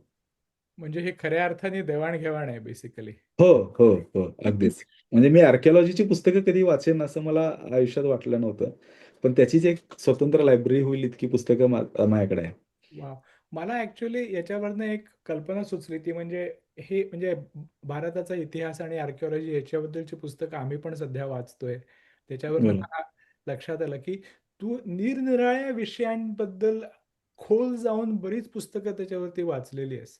तर हो, म्हणजे बुद्ध धर्माबद्दलची पुस्तकं किंवा हो, हो, आर्किओलॉजीची पुस्तकं किंवा तिबेट मधली पुस्तकं याची तू बायबल बद्दलची पुस्तक. बायबल हो. बद्दलची पुस्तकं याची अशी क्युरेटेड लिस्ट तू तयार केल्या आहेस का किंवा केल्यास तर फार छान होईल. हां, केल्यात म्हणजे काही एक माझा मित्र आहे कृष्णा नरोटे म्हणून. तर हं. त्यानं माझ्याकडून ती जबरदस्तीनं काही-काही करून घेतली होती. म्हणजे त्यानंच लिहून घेतली, की तुम्ही 100 पुस्तकं मला सांगा जी वाचायलाच पाहिजेत. तर मी ते आठवेल तसं सांगत जायचो आणि ते त्याने ती लिस्ट तयार केली होती. मी स्वतःहून काही नाही केली. अच्छा. पण 1-2 मित्रांनी मात्र ती केली आहे म्हणजे मला विचारून. ते करायला पाहिजेच. हो. नक्की, नक्की प्रयत्न करेन. पण ते तो पुन्हा तोही प्रश्न राहतो, की अशा प्रकारची पुस्तकं म्हणजे वाचतील का लोक? किंवा आता माझं एक खूप आवडतं पुस्तक आहे आणि मी जे सतत वाचत असतो. कायम माझ्या टेबलवर ठेवलेलं असतं. ते म्हणजे 100,000 सॉन्ग्स ऑफ मिलारेपा. आता हे तिबेटन पुस्तक आहे. जवळपास 800-900 पानाचं मोठ्या आकाराचं पुस्तक आहे. हां. तर ते मला इतकं आवडतं आणि मी माझ्या घरी कोणी मित्र आले, की ते आपसूक कायम टेबलवर असल्यामुळे ते उचलतात. पण ते काही 10 मिनिटाच्या वर 5-10 मिनिटाच्या वर कोणी चाळून बघत नाही किंवा ते मागवून घेतलं, परत वाचलं असं काही दिसत नाही. त्यामुळं ही पुस्तकं जी मला या प्रकारे आवडतात, ती किती जणांना आवडतील हाही एक प्रश्न आहे त्या. ते नेहमीच असणार. अगदी सुरुवातीलाही तुला असं वाटत होतं की आपल्याला कोण सिरियसली घेणार आहे किंवा काय, पण ते वाचकांनी तुला खोट्यात पाडलेलं आहे, हो, त्यामुळे हो. याही बाबतीत पाडतील असं गृहीत पण धरायला हो. हरकत नाही. हो. आता थोडा पुढच्या प्रश्नाकडे जायच्या आधी प्रकाशनाकडे तू कसा गेलास ते सांगितलंस, हो. पण त्याच्या आधी तू चक्क एक प्राध्यापकी सोडून दिलीस, एक बरोबर, पूर्ण वेळाची नोकरी सोडून दिलीस. बरोबर. हा मराठी मध्यमवर्गीय घराच्या दृष्टीने इतका मोठा निर्णय आहे. तर तू तो कसा घेतलास? तुझ्या घरातल्या लोकांच्या प्रतिक्रिया काय झाल्या? आणि जरा त्याबद्दल सांग. हो. मी कोरोनाच्या काळात पुस्तक विक्रीला सुरुवात केली होती आणि त्याच वेळी नंतर कोरोनानंतरही बरेच दिवस किंवा काही महिने कॉलेज बंदच होतं तसं. आणि जेव्हा त्या काळात मी खूप अफाट वाचन केलं होतं आणि त्याच वेळी एका बाजूला वॉल्डनचं कामही मिळालेला वेळ साधून मी खूप वाढवलं होतं आणि त्यानंतर एक कॉन्फिडन्स असा आला होता, की आपण नोकरी न करताही आपले पोटापाण्याचे प्रश्न फक्त पुस्तकांच्या माध्यमातून सोडवू शकतो. हे एका बाजूला आणि दुसरं म्हणजे रोज मला 5-6 तास जे वाचनासाठी मिळत होते, तर ती संधीही मला सोडायची नव्हती. त्यामुळं हं, कोरोनानंतर जेव्हा परत नोकरीवर जाण्याची वेळ आली, तेव्हा मी सबकॉन्शियसमध्येच तो निर्णय घेतला होता, की आता आपल्याला जायचंच नाहीये. हं, आणि मग जेव्हा कॉलेजमधून फोन आला म्हणजे याच्यावर मी फार असा विचार केला नव्हता, की आता आपल्याला हं, नोकरी सोडायची आहे, हे करायचं आहे. तर हं, कॉलेजमधून जेव्हा फोन आला, की किंवा मेल आला, या तारखेला परत कॉलेज जॉइन होते आणि सगळ्यांनी आता रेग्युलर कॉलेजला यायचं आहे. त्यावेळी त्या मेलला मी उत्तर लिहिलं, की मी आता रिझाइन करतोय. आणि मग घरी सांगितलं, की आता मी काही नोकरी करणार नाहीये. आणि हे हं, तर घरच्यांची रिएक्शन अशी होती. आई-बाबा म्हणाले, की "ठीक आहे, म्हणजे तुला वाटतंय तर तू सोड. पण आता तू इतकं टेक पर्यंत शिक्षण घेतलंयस, इकडं बाहेर राहून एवढं काय-काय करून त्यात एवढे उपद्व्याप करून घेतले. तर हे सगळं तुला सोडून द्यायचं आहे का? म्हणजे हे सगळंच थांबलं. तर ते सगळं कष्ट तुला वाया जातील असं वाटतं का? किंवा काय करायचं आहे?" मी म्हटलं, "ते सगळं ठीक आहे, पण मला आता काही करायचं नाहीये." तर हे आई-वडिलांसोबत झालेलं बोलणं आणि बायकोसोबत ते मग थोडंसं ती माझ्याच जातकुळीची असल्यामुळं म्हणा, ती म्हटली, "तुम्हाला वाटतंय ना? मग द्या सोडून." मग ते ते सोडून दिलं. पण त्याच्या आधी ही गोष्ट सगळ्यात महत्त्वाची आहे, की त्या पुस्तक वाचनातून आपण सर्व्हायव्ह होऊ शकतो. हा कॉन्फिडन्स मला वॉल्डन बुक स्टोअरमधून आला होता. तो नसता तर हं, कदाचित फक्त वाचण्यासाठी म्हणून नोकरी सोडणं अशक्यच होतं तसं. हं, हं. हे म्हणजे असं एक रोमॅन्टिक स्टोरी असते ना की तुम्हाला do what you love and money will follow वगैरे वगैरे. तुझ्या बाबतीत खरोखर झालेलं आहे ते. खरंच हो. तर तुला एक थोडासा अवघड किंवा मोठा आपल्याला आपण सगळेजण खूप कॅज्युअली बोलत असताना आपल्याला खूप मोठा शब्द वापरल्यासारखं वाटतं, पण तरी पण मी विचारते, कारण वाचन संस्कृती नावाचा जो प्रकार आहे, हा शब्द वापरून आपण अलीकडे अलीकडे बोलायला लागलोय. पण तरी जनरल लोक किती वाचतात, लोक पुस्तकावरती किती पैसे खर्च करायला तयार असतात, त्याच्याकरता कुठून कुठून पुस्तकं मिळवतात, ह्या सगळ्याबद्दल तुझे काय अनुभव? तुला ह्या सगळ्या 4-5 वर्षाच्या काळात तुझं काहीतरी आकलन तयार झालं असेल, तर तुला काय वाटतं, महाराष्ट्रात लोक वाचतात का? काय वाचतात? हो, महाराष्ट्रात लोक वाचतात. पुष्कळ वाचतात आणि पुस्तकांसाठी खूप पैसे खर्च करायची सुद्धा त्यांची तयारी असते. फक्त आपण चांगलं प्रकारचं साहित्य घेऊन जाणं महत्वाचं आहे त्यांच्यापर्यंत. म्हणजे जोपर्यंत समोर येत नाही, अ, वाचकांच्या डोक्यात पुस्तकं असतात, काही पुस्तकं आपल्याला हे वाचायचं आहे, ते वाचायचं आहे. पण त्यांच्या वाचनाच्या कधी विचारही केला नसेल अशीही पुस्तकं ती आणि खूप महागडी पुस्तकं विकत घेऊन वाचतात, जेव्हा त्यांना त्यांच्या समोर ती पुस्तकं येतात. असाही माझा एक अनुभव आहे. आता वाचन संस्कृती महाराष्ट्राच्या विषयी बोलायचं तर तितका काही मी अभ्यास फारसा तेच ना, केलेला नाहीये. म्हणूनच आपण इतका हां. मोठा शब्द घेऊन नको बोलूया. हो. फक्त पण याच्याविषयी आपल्याला काय लक्षात हां. आलं तेवढंच. पण एक इंटरेस्टिंग हे सांगतो. म्हणजे माझी काही निरीक्षणं आहेत या ह्याच्यातून ती सांगतो. ती हं, कदाचित आत्ता ज्या प्रकारे बोललं जातं पुस्तक विक्रीच्या त्याच्याशी थोडीशी विसंगत वाटतील किंवा हं, हे पण ते माझे लिमिटेड अनुभवातले काही निरीक्षण आहेत. उदाहरणार्थ आम्ही काय करतो, की काही ही पार्सल ठराविक जी पार्सल आहेत ती कुरिअरनं पाठवायची आहेत. तर ती हं, बाजूला काढणं. काही ठिकाणी कुरिअर जात नाहीत. ती तर पोस्टानेच पाठवावी लागतात. तर ती बाजूला काढणं असं एक आमचं रोजचं सिग्रिगेशनचं काम आहे. आणि हं. आम्ही ज्या कुरिअरचा उपयोग करतो अंजनी कुरिअर, ते अगदी फक्त शहरी भागात करतात आणि अगदी तालुक्याच्या ठिकाणी खूप कमी ठिकाणी जातात. ती मुख्यतः जिल्ह्याच्या ठिकाणी ते सगळे त्यांचा चालतो. त्यामुळं आम्हाला एक अंदाज आलाय, की शहरी भागात किती पुस्तकं विकली जातात आणि ग्रामीण भागात किती हो. विकली जातात. तर आमच्या असं लक्षात आलं, की 80% पार्सल आमचे शहरी भागात जातात आणि हं. 20%च पार्सल ग्रामीण भागात जातात. म्हणजे एक असा समज आहे, की ग्रामीण भागात पुस्तकं उपलब्ध नसतात. त्यामुळे ते ऑनलाईन पुस्तकं जास्त खरेदी करतात. पण आमचा तसा अनुभव नाही. आमचा असा अनुभव आहे, की शहरी भागात 80% पार्सल जातं. म्हणजे मी 1000 पार्सल विकत पाठवत असेल महिन्याला, तर त्यातले 800 पार्सल तरी शहरी भागात जातात आणि त्यातलेही 40-50% पार्सल पुण्यात आणि मुंबईत जातात. हं, त्यातही परत सेग्रिगेशन केलं, की सगळ्यात जास्त पार्सल आमचे पुण्यात जातात. हं, तर शहरी भागात जास्त वाचलं जातं, असा हं. आमचा असं अनुभव. दिसतं ते. हं, हां, तसं दुसरं एक थोडंसं वादग्रस्त असंही म्हणता येईल किंवा राजकीय विचारधारा असणारे वाचक असतात, की ज्यांचा आपल्याला Facebookवर हे सगळे वाचक आपल्याला कनेक्टेड असतात आणि हं, त्यामुळे आपल्याला त्यांच्याबद्दल एक माहिती असते, परसेप्शन असतं. त्यांच्याशी होणाऱ्या संवादातून आपल्याला माहिती असतं.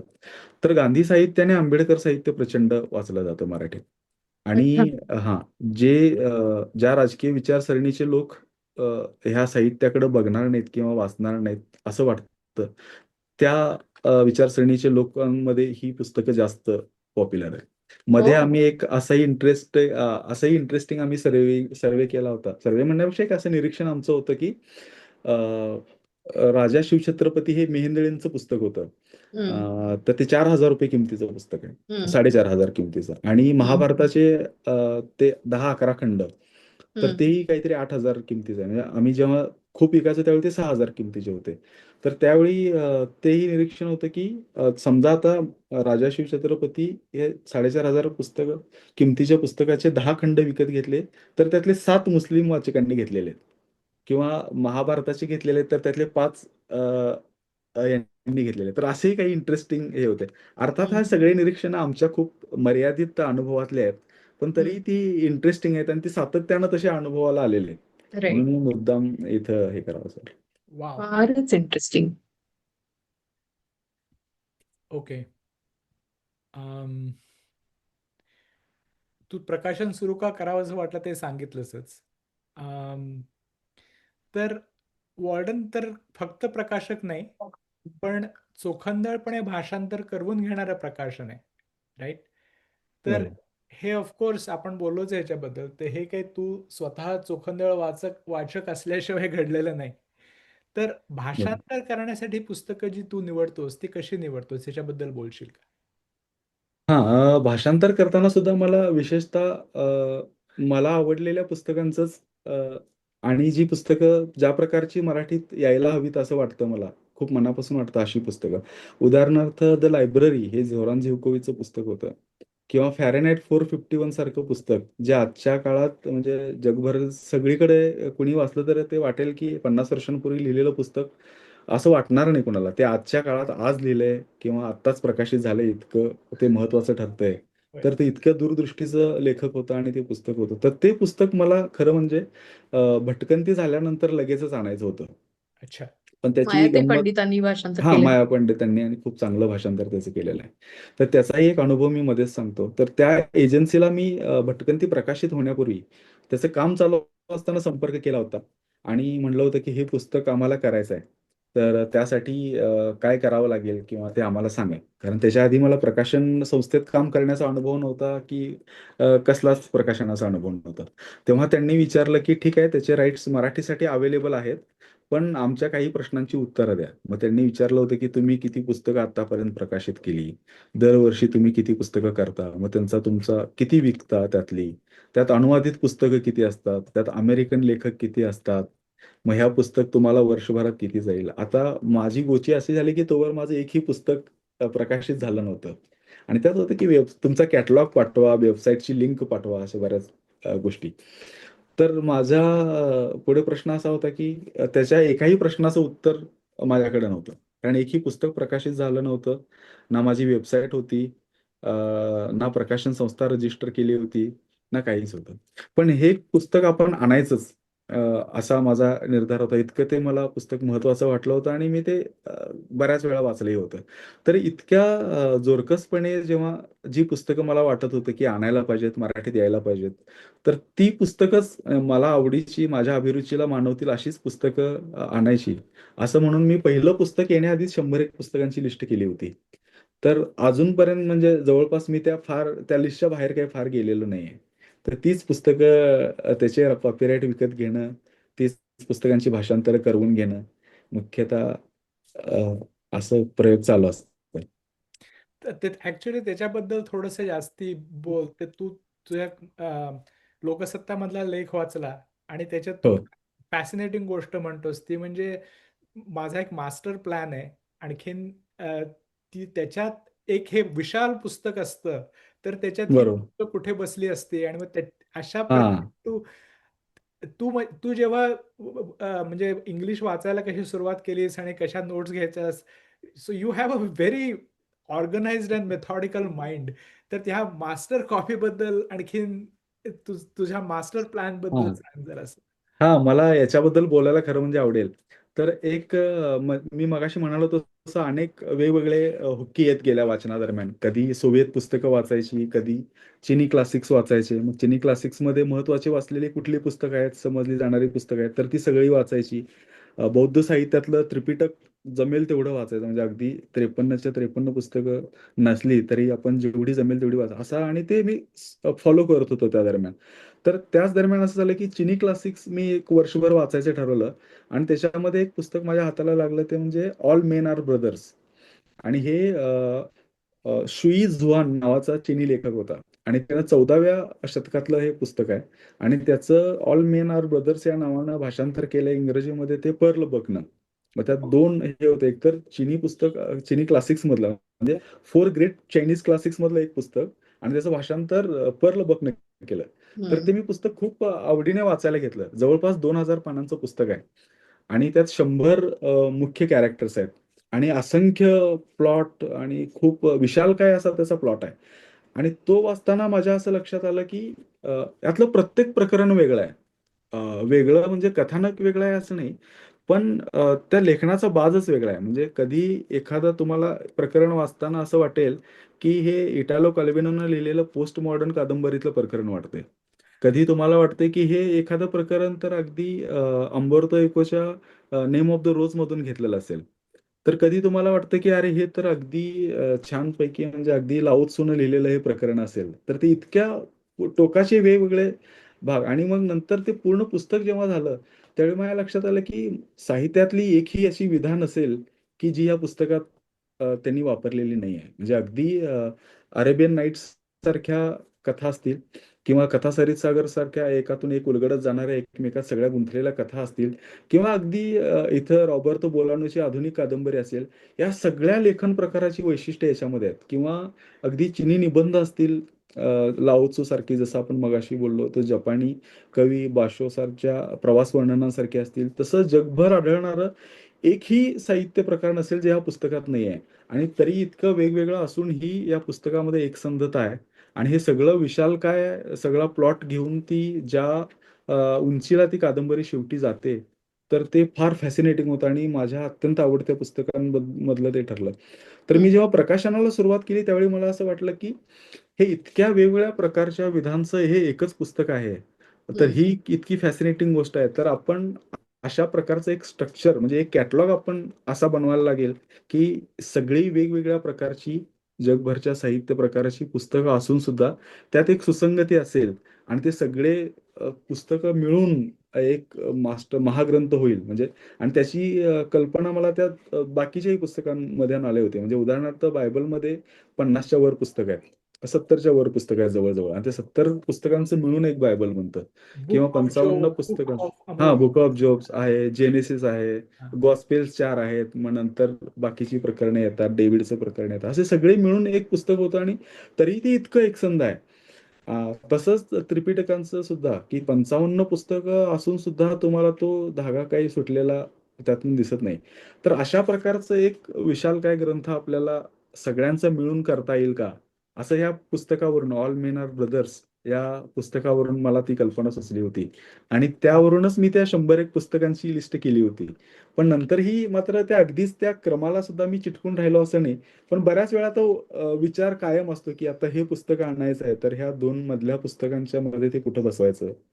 मग ते त्याची संगती लागावी म्हणून ते पुढे ढकलावं का? मग एखादं पुस्तक अलीकडे घ्यावं का? तर असे प्रकार ते होतात. पण या सगळ्या गोष्टीमागे ते ऑल मेन आर ब्रदर्स हे पुस्तक आहे, शुई झुआनचं. ओके. हे वाटतं. तसं ते वाचायलाच पाहिजे आता. हो बऱ्याच. आणि त्या पुस्तकाची एक गंमत जाता जाता सांगतो, की 14व्या शतकात कादंबरी लिहिणं हा प्रकार म्हणजे तुम्ही अतिशय काहीतरी घाणेरडं काम करताय असं ते समजलं जायचं. हं. आणि ती कादंबरी लिहिल्याबद्दल त्या लेखकाला अटक करण्याचे आदेश त्यावेळेच्या तत्कालीन सम्राटांना दिले होती. म्हणजे काही आणि फारसं काही बदललेलं नाहीये. हो. आणि त्यानं त्या लेखकानं कुठेही असं म्हणलं नाही, की मी कादंबरी लिहिली. त्यानं ती जवळच्या मित्रांना सांगितली. ते त्यांनी कुणाला तरी सांगितले आणि अशा प्रकारे ती राजाच्या कानावर गेली होती. आणि मग त्या राजानं त्याच्या घरी ते झाडाझडती घेण्याचे सगळे आदेश दिले, की त्याच्यात कादंबरी जर सापडली तर त्याला तुम्ही कैद करूनच घेऊन या. हं. मग तो त्या कादंबरीचं बाड घेऊन कुठेतरी नावेनं प्रवास करून खूप लांबचा प्रवास करून तो आला होता. आणि त्यानं ती तिथून शेकडो किलोमीटरवर लांब कुठेतरी ती कादंबरी लपवून ठेवली आणि तो परत घरात आला. हां, आणि या दरम्यानच्या काळामध्ये त्या प्रवासात त्यानं कविता लिहिल्या. हां. आणि मग त्या राजाला पटवून दिलं, की मी कादंबरी लिहिली नव्हती, तर कविता लिहिल्या होत्या. हा बघा त्याचा पुरावा आणि कादंबरी लिहिलेली नाहीये. वॉव! पण तो नंतरच्याही काळामध्ये स्पष्ट सांगायचं तर कादंबरी लिहिणं ही गोष्ट त्या काळी अश्लील समजली जायची. हो. नंतरच्याही काळामध्ये 3ऱ्या पिढीत जेव्हा त्याच्या नातवानं त्या लेखकाचं शुई झुआनचं सगळं साहित्य प्रकाशित केलं, म्हणजे कलेक्टेड वर्क सारखं, त्यावेळी त्यानं त्या कादंबरीचा समावेश त्यात केला नव्हता, की आपल्या आजोबांची बदनामी होईल म्हणून. ओह! तर त्याचं बाकी सगळं साहित्य त्याच्यामध्ये दिलं आणि या कादंबरीचा उल्लेखच केला नाही, की ही माझ्या आजोबांनी कादंबरी लिहिली होती.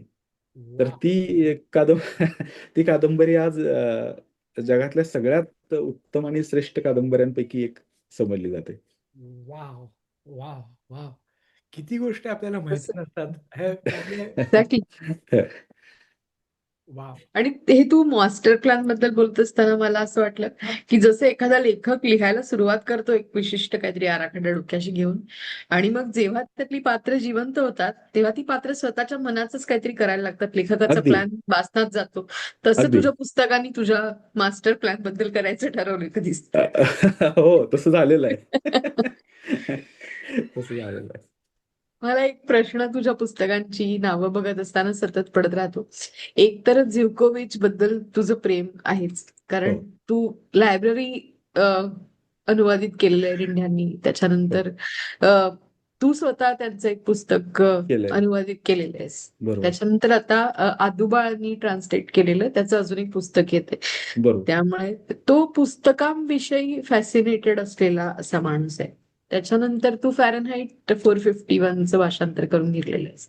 बरोबर. त्याच्यानंतर सर्वांतीस बद्दलचं पुस्तक पाडळकरांचं आहे. केलं. हो. त्याच्यानंतर लाओ त्सूच्या पुस्तकाचा अनुवाद आहे. म्हणजे बेसिकली मला असं वाटत राहतं ही पुस्तकं बघताना की पुस्तकांच्या बद्दल फॅसिनेशन असलेली पुस्तकं हे पण तुझ्या आवडीचा एक भाग आहे. तर तुला हो. असं वाटतं का की म्हणजे असं आहे तुला स्वतःला पुस्तकांविषयी जे फॅसिनेशन आहे ते तुझ्या निवडीमध्ये उमटतं का? हो, तुझ्या अगदी. डोळ्यासमोर अजून काही प्लॅन्स आहेत का? तुला काही शेअर करायला काही सांगायला आवडेल का त्याबद्दल? बरोबर, अगदीच. म्हणजे मी स्वतः भाषांतर केलेलं पहिलं पुस्तक हे हाऊस ऑफ पेपर हे सुद्धा पुस्तकांविषयीचंच एक पुस्तक आहे. त्यामुळे हे खरं आहे, की पुस्तकांविषयी ज्या पुस्तकांमध्ये जास्त आहे म्हणजे फॅरनहाईट 450 मध्ये तर 51 मध्ये तर पुस्तकं जाळण्याचंच ते फर्मान निघालेलं असतं. तर अशा प्रकारची जिथं पुस्तक हा मुख्य कथावस्तू आहे, ती पुस्तकं करायला मला फार आवडतात आणि त्याचं प्रतिबिंब अर्थात त्याच्यामध्ये माझ्या चॉईसमध्ये उमटलेलं असतंच त्याच्याने. म्हणजे अगदी माझ्या डोक्यात आहे, की उंबर्तो इकोचं पुस्तकही आपल्याला करायचं आहे. तर त्याच्यामध्येही एक पात्र पुस्तकच सगळ्यात महत्त्वाचं कॅरेक्टर म्हणून शेवटी येतं. उंबर्तो तर इकोचं तर कुठलं आहे? हे द निरीक्षण नेम ऑफ द करा. रोज. हां, नेम ऑफ द रोज अरे उंबर्तो मला इकोचं. फार आवडतं ते पुस्तक. हो, खूपच भन्नाट पुस्तक आहे. दुसरा मुद्दा तुझ्या पुस्तकांबद्दल माझ्या डोक्यात असा की ज्याला फॅन्टास्टिका म्हणतात अशा प्रकारची ज्याच्यात अद्भुताचा समावेश आहे अशा प्रकारची पुस्तकं आणि आध्यात्मिकता असं म्हणतात त्या प्रकारची पुस्तकं ह्या दोन्ही पुस्तकांचं तुझ्या पुस्तकामध्ये प्राबल्य दिसतं. अगदी. हो.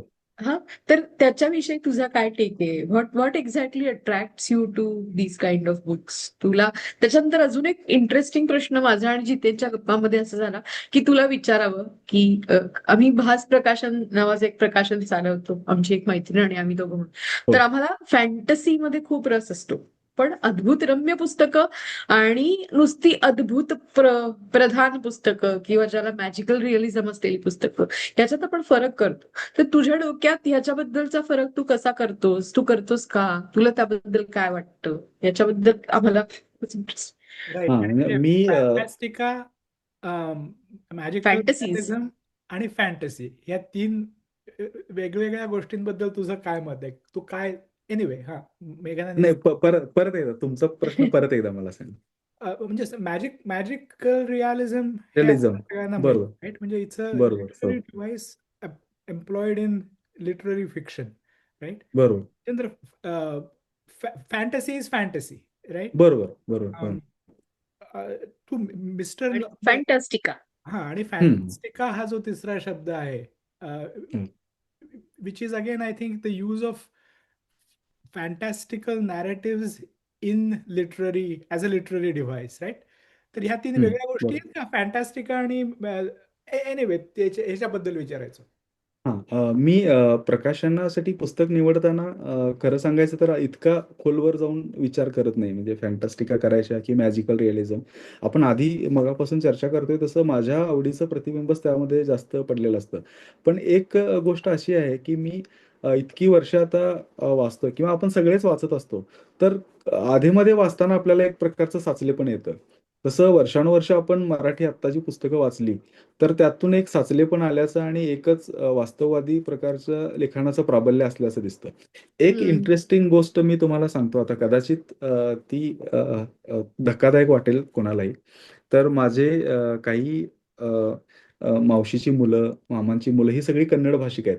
पण त्यांना हम्म. मराठी येतं, चांगलं वाचता हम्म. येतं, लिहिता येतं. कारण हिंदी तर आहे आणि त्यांचं आमचं सगळं नातेपरिवार जो आहे तो अगदी मिक्स आहे. म्हणजे आम्हाला जसं कन्नड येतं तसं त्यांना मराठी येतं. तर हम्म. इतकं आहे. तर त्यांना मी काही मराठी पुस्तकं वाचायला दिली होती. आत्ताच्या म्हणजे ज्यांना साहित्य अकादमीसारखे पुरस्कार मिळालेले आहेत आणि ज्यांचं चांगले लेखक म्हणून प्रतिष्ठित आहेत. तर त्यांची पुस्तकं दिली होती. तर एका माझ्या मावस बहिणीने असं सांगितलं, की "हे सगळं चांगलं आहे. पण मी समजा यातली एक कथा घेतली, यातली या पुस्तकातली एक घेतली, त्या पुस्तकातली अशी 4-5 पुस्तकातल्या एक-एक कथा घेऊन त्या पुस्तकांना एकत्र केलं आणि एकाच लेखकाचं नाव त्यावर छापलं, तर ही सगळी पुस्तकं एकाच लेखकाची आहेत असं वाटतील इतकं तुमचं मराठीत साचले पण आहे. आणि वाव, हे व्हॉट अ ते मला ऑब्झर्वेशन. ते इतकं विचित्र वाटलं ते ऐकताना. आणि पटलं आणि पण. हां, आणि ते पटलं पण एकाच वेळी.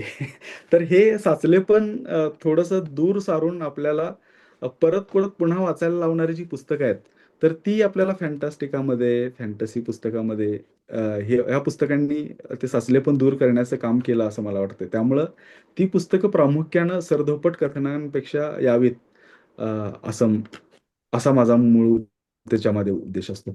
दुसरं म्हणजे आध्यात्मिक पुस्तकांचं प्राबल्य असणारं म्हणाला, हा मुद्दा तर अगदीच बरा आहे, बरोबर आहे. तर त्याच्यामध्ये नास्तिकांचं अध्यात्म ज्याला म्हणतात, झेन हम्म. असेल, ताओइझम असेल, बुद्धिझम असेल, अशा प्रकारची पुस्तकं मला जास्त वाटतं म्हणजे ती हम्म. जास्त आवडतात आणि अर्थातच त्यामुळं मी तशी पुस्तके आणण्याचा प्रयत्न करतोय. मी Correct. नास्तिकांचा अध्यात्म हे फ्रेज पहिल्यांदा ऐकली तुझ्याकडनं. Really good, really nice. आणि तू जेव्हा प्रकाशन करायला लागलास तेव्हा तू म्हणजे यू स्टार्टेड मेकिंग पुस्तकाचं जे भौतिक रूप असतं त्याच्याबद्दल सुद्धा बरोबर. प्रयोगशील राहिलेला आहेस, राईट? हो, तर ते प्रशांत बागड यांच्या नव्या कथासंग्रहाबद्दल वाचत होतो, त्यांची नोंद फेसबुकवरती. तर बरोबर, ते स्वतः या पुस्तकाच्या डिझायनिंग आणि लेआउटमध्ये सामील होते. तुम्ही काही प्रयोग करून पाहिलेत, असं सगळं त्याच्यात होतं. बरोबर. तर अगदी. थोडा गमतीचा प्रश्न आणखीन मेघना म्हणाले तसं आम्ही पण भास थोडंफार प्रकाशन करायला सुरुवात केलेली आहे. तर लेखकांचे इतके लाड करणं तुम्हाला कसं परवडतं? आणि सिरियस सुरात विचारायचं तर डिझाईन, लेआउट आणि एकूण पुस्तकांच्या दृश्य रूपाबद्दल तुझा काय विचार आहे? हां, मला वाटतं पुस्तकांबद्दलची ही जी दृश्य रूपाकडे पाहण्याची जी गोष्ट आहे किंवा जी दृष्टी आहे, ती मला सोव्हिएत प्रकाशनाच्या पुस्तकांनी दिली. तर हम्म. सोव्हिएत पुस्तकं जेव्हा 80-90च्या दशकात भारतात यायची मॉस्कोमधून छापून, तर त्यात ते मुख्यतः 3-4 इम्प्रिंट्स त्यांचे होते. एक तर रादुगा होतं, प्रोग्रेस पब्लिकेशन होतं, मीर पब्लिकेशन होतं, आणखी होतं फॉरेन लँग्वेज पब्लिशिंग हाऊस म्हणजे एफ-एल-पी-एच. आता ही एकाच संस्थेचे 4 इम्प्रिंट्स होते आणि ह्या हम्म. प्रत्येकाची वैशिष्ट्य वेगळी होती. म्हणजे रादुगामध्ये वेगवेगळ्या साइजची पुस्तकं ते करायचे. तर या इम्प्रिंट खाली. प्रोग्रेस किंवा प्रगती प्रकाशन या इम्प्रिंट खाली ती एकाच साइजची पुस्तक करायची. त्यांची मुखपृष्ठ हम्म. सुद्धा एकसारखी असायची. म्हणजे हम्म. डाव्या बाजूला एक उभी रेष, वरच्या बाजूला एक आडवी रेष आणि त्या हम्म. बाजूला मोकळ्या जागेत एक चित्र, लेखकाचं नाव, हे सगळ्या पुस्तकांच्या बाबतीत सेम असायचं. ते चित्र वेगळं असायचं, पण प्रत्येक लेखकाच्या पुस्तकाला त्यांनी एक वेगळा रंग दिला होता. हे हम्म. प्रोग्रेसचं वैशिष्ट्य होतं. रादुगा वेगवेगळ्या साईजमधली पुस्तकं करायचे. एफ-एल-पी-एच जे होतं, ते त्यांनी खूप वेगवेगळे प्रयोग केले होते. म्हणजे त्यांची मुखपृष्ठ अत्यंत आकर्षक होती.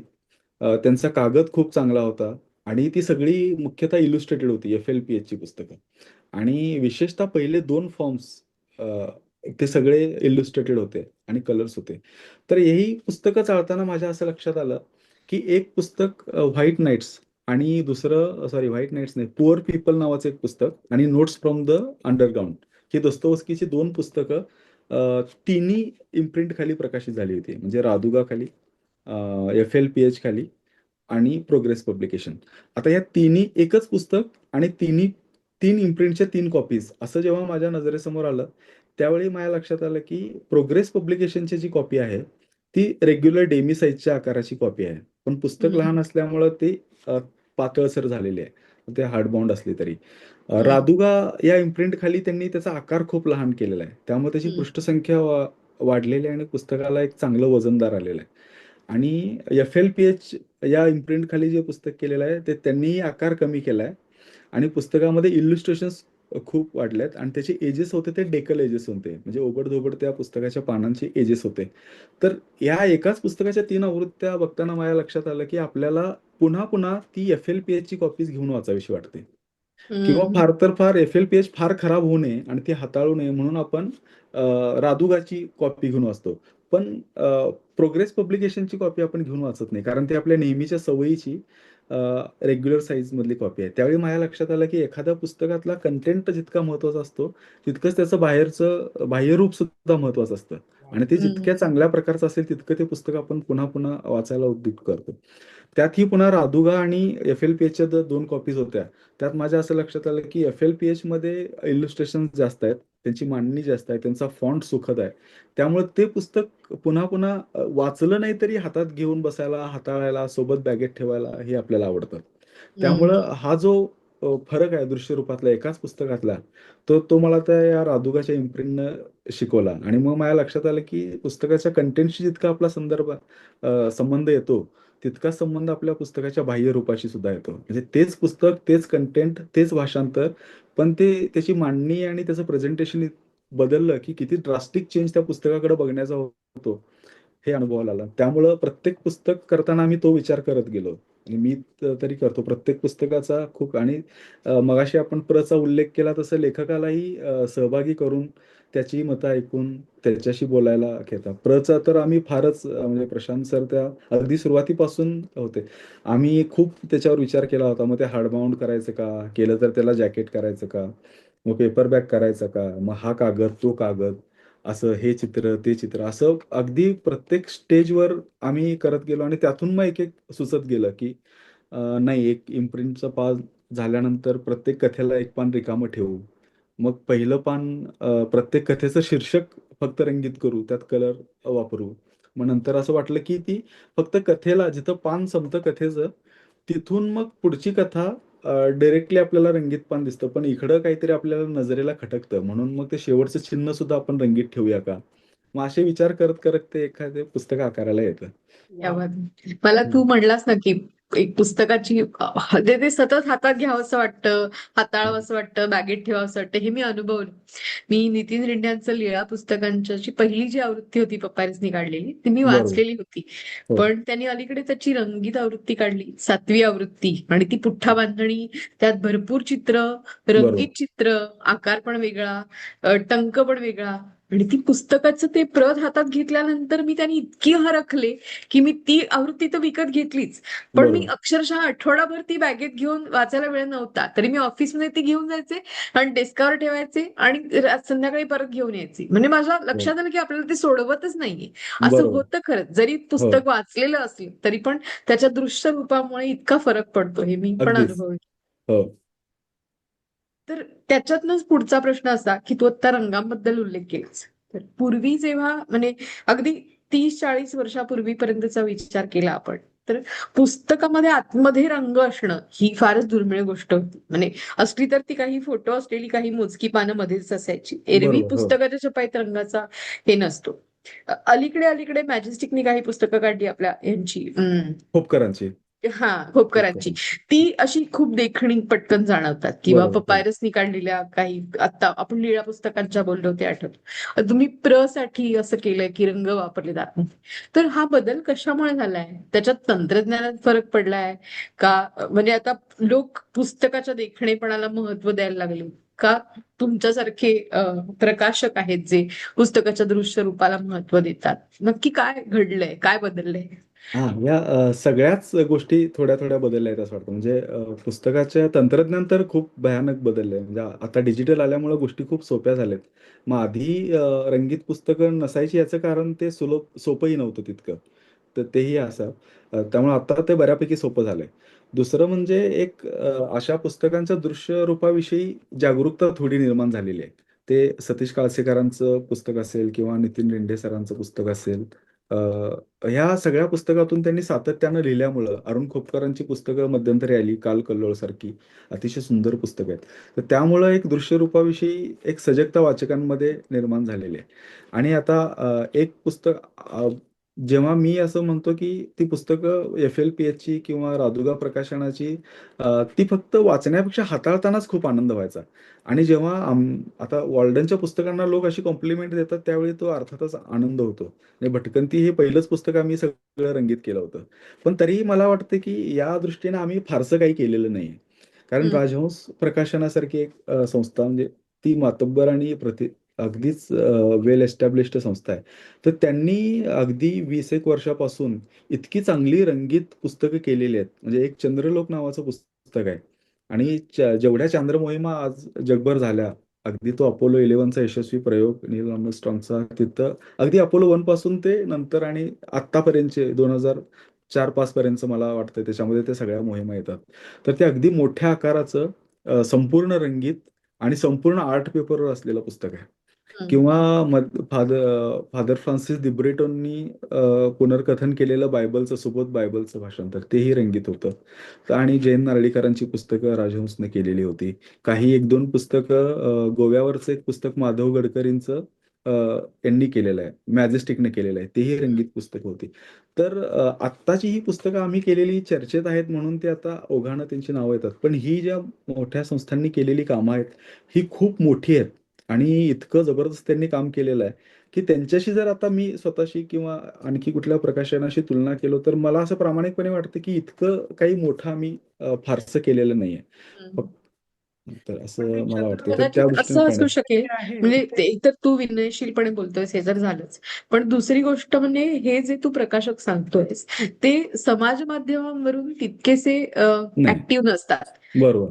त्या मानाने तू काय किंवा पपायरस वाले काय सोशल मीडियाचा पुष्कळ वापर करतात, त्यामुळे मला वाटतं वेगळा ऑडियन्स ते टॅप करू शकत असावेत, जो ह्या प्रकारच्या ट्रॅडिशनल प्रकाशकांनी टॅप केलेला नाहीये, किंवा मला वाटतं त्यांच्या पुढचा वाचक वर्ग आणि ग्राहक वर्ग पण वेगळा आहे, आणि सोशल मीडिया वापरणाऱ्या प्रकाशकांच्या पुढचा वाचक वर्ग आणि ग्राहक वर्ग वेगळा आहे, म्हणून कदाचित आपल्याला हा डिस्कनेक्ट जाणवत असेल. कारण तुझ्या पुस्तकांची नावं सांगतोयस, त्यातली काही मला माहिती आहेत पण काही मला माहिती पण नाही, आणि त्याच्याबद्दल चर्चा होत नाही. ती कदाचित वृत्तपत्रामध्ये कधीतरी प्रकाशन त्याचं परिचय येऊन गेला असेल, आणि आता मला त्याच्याबद्दल काहीच माहिती नाही, असं चर्चेत न राहिल्यामुळे कदाचित हे घडत असेल. त्यामुळे ही गॅप बहुतेक आपण भरून काढायला हवी आहे. नाही, बरोबर. आणि ते हे आता आपण हे एक अपेक्षा प्रकारे त्याचं म्हणजे पुनरुज्जीवन करतोय असं म्हणूया. कारण हा. ही जी मी पुस्तकं सांगितली ती बऱ्यापैकी ती 2005-6च्या आधीची आहेत. हा. त्यानंतर या पुस्तकाच्या नव्या आवृत्ती आलेल्या नाहीयेत. म्हणजे राईट हा. ज्या ज्या पहिल्या आवृत्तीत जो देखणेपणा होता आणि ज्या सगळ्या बाजू सांभाळल्या होत्या, राईट त्याच स्वरूपात ती पुस्तकं आता आपल्याला मिळत नाहीत किंवा बघायलाही मिळत नाहीत. इनफॅक्ट 12ला 10 कमीची पण मला वाटतं त्यांनी एक हो, जनआवृत्ती काढली नंतर. काढलेली आहे, काढलेली आहे. हो. त्याच्यानंतर हे पण आपल्या नंदा खऱ्यांचं कहाणी मानव प्राण्यांची, हो, हो, त्याची हो. पण ते सुद्धा पहिली केलंय. रंगीत होती, पण होती. हो. नंतर त्याची जनआवृत्ती काढली. बरोबर. कारण ती, त्यामुळे असं पण घडलेलं. सॉरी जितेन, तू काहीतरी बोलत होतास, मी मध्येच बोल. नाही नाही ठीक आहे म्हणजे मला एवढंच म्हणायचं होतं की यातली काही पुस्तकं जी आहेत चंद्रलोक वगैरे ती त्याला कॉफी टेबल पुस्तकं म्हणतात पुस्तकांचे. त्या टाईपची आहेत बरोबर. right?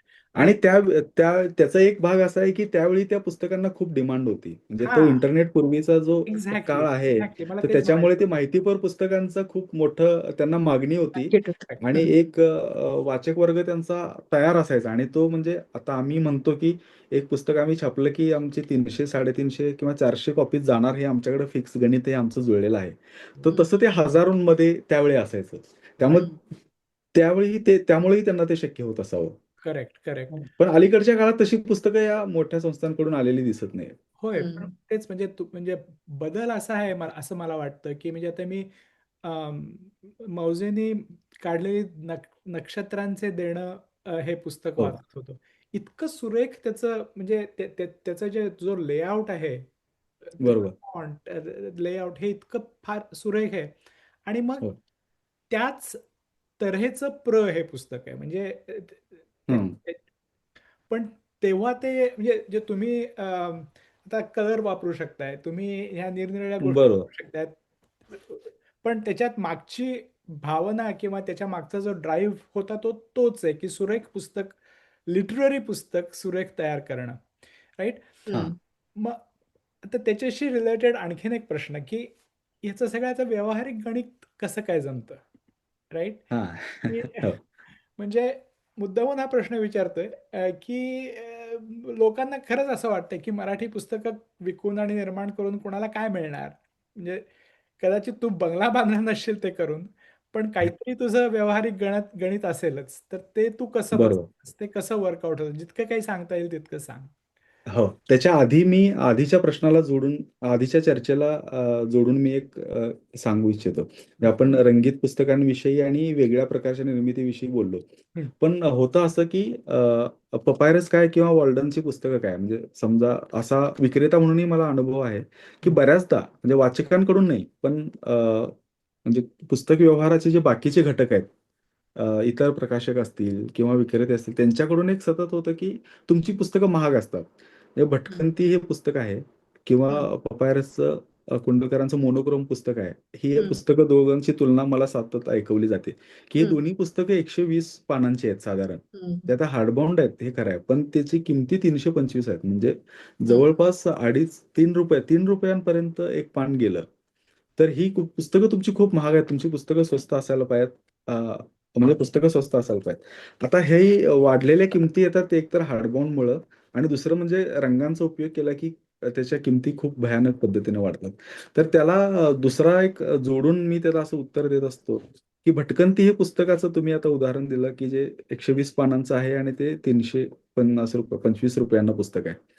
पण या पुस्तकाची इंग्रजी आवृत्तीतली जर तुम्ही प्रत घ्यायला गेलात, तर ती अतिशय वाईट कागदावर छापलेली आहे आणि त्यातली रंगीत एकही पान नाही आहे. ती सगळी पेपर बॅक ते पुस्तक आहे आणि त्या पुस्तकाची जुनी आवृत्ती आज तुम्हाला ₹5,000 मिळते. अ, आणि आता तुम्ही Amazonवर आता या मिनिटाला चेक केलं तरी ते 4-5 हजारांच्या वरच असते. राईट. किंवा मला एक पुस्तक आम्ही एका पुस्तकाचे राइट्स घेतले इम्पॉर्टन्स ऑफ अंडरस्टँडिंग. तर ते थोडंसं आकारानं मोठं 400 पानांचं पुस्तक आहे. ते समजा मराठीत मी ट्रान्सलेट केलं आणि तर त्याची किंमत माझ्या हिशोबाप्रमाणे समजा आता ₹800 ठेवायला लागेल. तर मला तोही विचार करावा लागतो, की ₹800 पुस्तक मराठी वाचक घेतील का? आणि त्यांचा तो काय प्रतिक्रिया असेल? पण दुसरा प्रश्न असा आहे, की हे पुस्तक तुम्ही आज विकत घ्यायला गेलात तर ₹87 ते ₹87,000 ते Amazonवर आहे. किंवा पुस्तकांच्या इतरही कुठल्या मार्केटमध्ये जरी गेलात, म्हणजे अमेरिकेतल्या समजा मी मित्राला कळवलं, की बाबा तिथल्या दुर्मिळ पुस्तकांच्या दुकानात हे आहे का? तर ते बघ. तर तिथेही ते काही $400-500 पेक्षा कमी नसतं. तर हम्म, हाही तुलनात्मक भाग बघून त्या पुस्तकांच्या किमतीकडे बघायला लागेल. तर हाही प्रश्न असेल इतर प्रकाशकांच्या पुढं, की किमती इतक्या भयानक वाढवून त्या पुस्तकांच्या आता त्याचं दृश्यरूप वाढवावं का? आणि ते व्यावसायिकदृष्ट्या यशस्वी होईल का? तर असाही एक विचार ते करत असावेत. तर हम्म, दुसरा प्रश्न म्हणजे आर्थिक गणित याचं कसं जुळतं त्याचं. तर माझ्या म्हणजे फक्त माझा अनुभव सांगायचा झाला तर मला ते फारसं अवघड गेलं नाही. कारण माझ्याकडे वॉल्डन बुक स्टोअर हे आधीपासून मी 5 वर्ष केलं होतं काम त्याचं आणि मग मी 5 वर्षांनी वॉल्डन पब्लिकेशन सुरू केलं. त्यामुळे एक डिस्ट्रिब्युशनचं नेटवर्क माझ्याकडे आधीपासून तयार होतं. आणि मी मुख्यतः वॉल्डन बुक स्टोअरच्या पेजवरून माझ्या अभिरुचीचीच पुस्तकं प्रमोशन करत असल्यामुळं तो 5 वर्षात जुळालेला जो आमच्यासोबत जोडलेला वाचक वर्ग होता तोही अ, जवळपास आमच्याही समांतर आवडी असणारा होता. त्यामुळं ती तशीच प्रकारची पुस्तकं आम्ही मग प्रकाशित करत गेल्यामुळं ती पुस्तकं विक्री व्हायला काही फार वेळ लागला नाही. आणि ही व्यवस्था पूर्ण काय म्हणू ते आधीपासून चालत असल्यामुळं एक वाचकांचा आमच्यावर विश्वास असल्यामुळं म्हणा किंवा पहिलंच पुस्तक भटकंती हे सगळ्यांना आवडल्यामुळं आणि त्या पुस्तकाची निर्मिती सुद्धा उत्तम झालेली असल्यामुळं एक असं गणित जुळून आलं, की एक पुस्तक प्रकाशित झाल्यानंतर जवळपास 6 महिन्याच्या कालामध्ये त्याची अर्ध्याहून जास्त आवृत्ती आमची विकली जाते.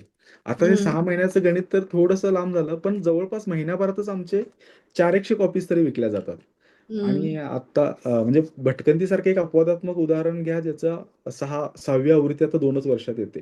किंवा दुसरं पुस्तक ताओ ते चिंग ज्याची 1.5 वर्षात 3री आवृत्ती येते. किंवा लायब्ररीची 2री आवृत्ती आता येते. हाऊस ऑफ पेपर सारख्या पुस्तकाची 6 महिन्यातच 2000ची आम्ही आवृत्ती काढली होती, ती सुद्धा आता संपलेली आहे. तर अशी बरीचशी पुस्तकं जातात आणि त्यातली मोस्टली सगळी आमच्या प्लॅटफॉर्मवरून जातात. तर हम्म, त्यामुळं ते एक गणित मला जुळलेलं आहे.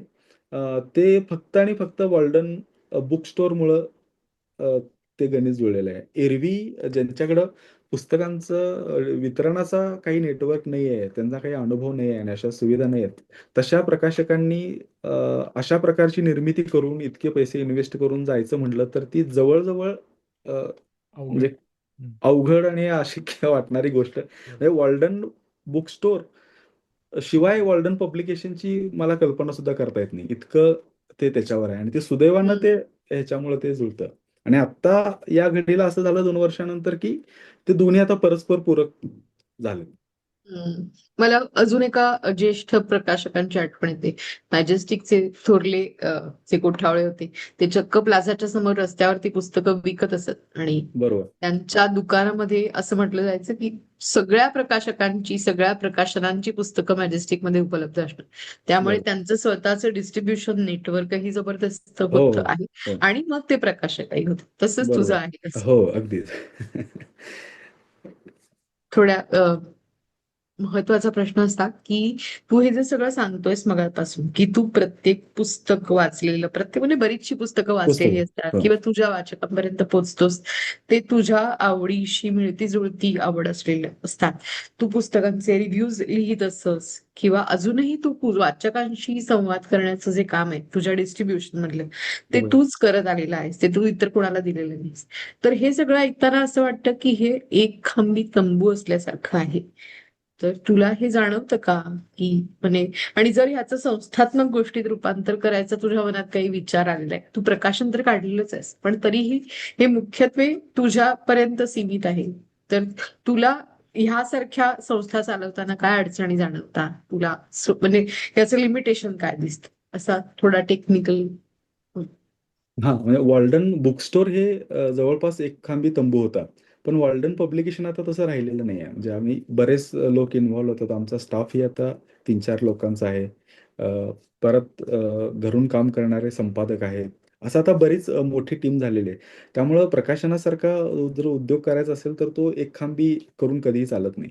आणि जर हम्म. करायचं समजा तुम्ही एक हाती करायचं असेल, तर मग तुम्हाला वर्षातून 1 किंवा फार तर फार 2च पुस्तकं करता येतात. तर त्याचं संस्थात्मक करायचं असेल, तर त्याचा विस्तार करणं आवश्यक ठरतं आणि तो तसा किती करायचा, काय करायचा याचा फार निर्णय न घेता जसजशी निकड होत जाईल, तसतसं आम्ही आता त्याचं व्यवसायात रूपांतर केलेलं आहे.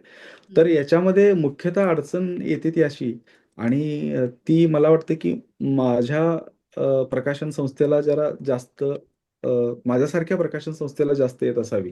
दुसरं म्हणजे मराठीमध्ये म्हणावा असा पुस्तकांचा काही खप नाहीये. म्हणजे आता आम्ही म्हणतो, की 6वी आवृत्ती भटकंतीची आली आणि तितक्यात तो त्यात आनंद मानतो, की 2 वर्षात 6,000 कॉपीज घेतल्या.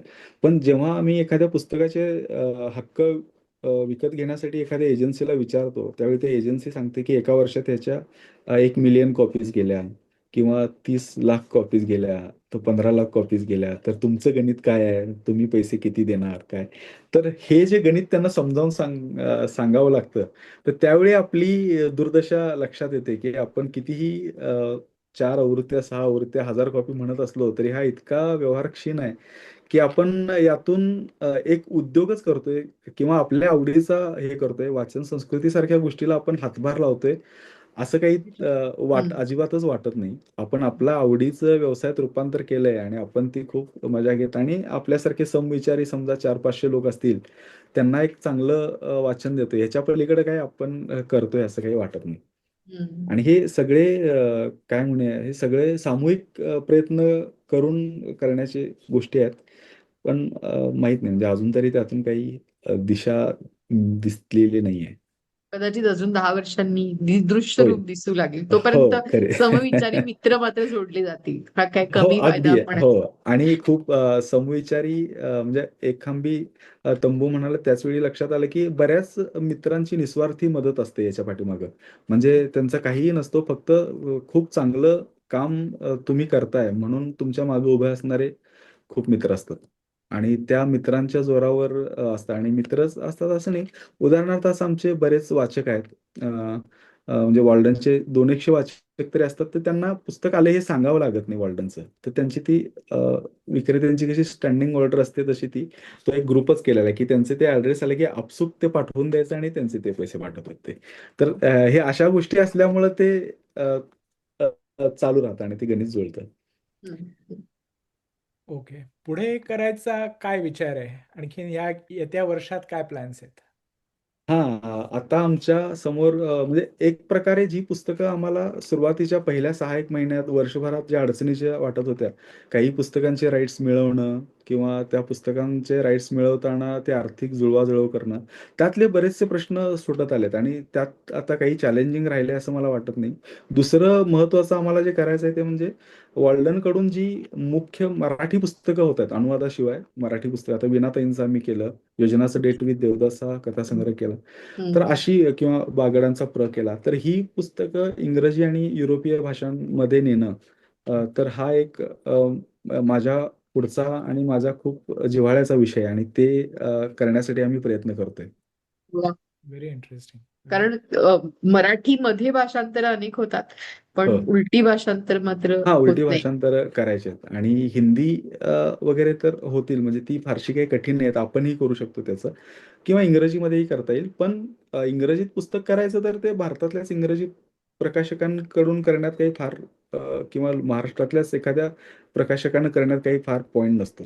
आपल्या मराठी बरोबर. प्रकाशकांनीही त्यांच्या प्रकाशनात त्यांच्या लेखकांची पुस्तकं इंग्रजीत केलेली आहेत.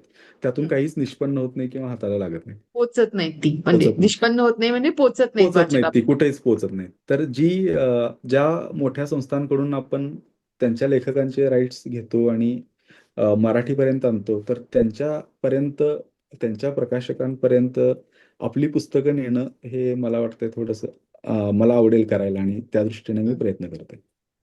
अद- फारच जबरदस्त प्लॅन आहे. Thank- शुभेच्छा.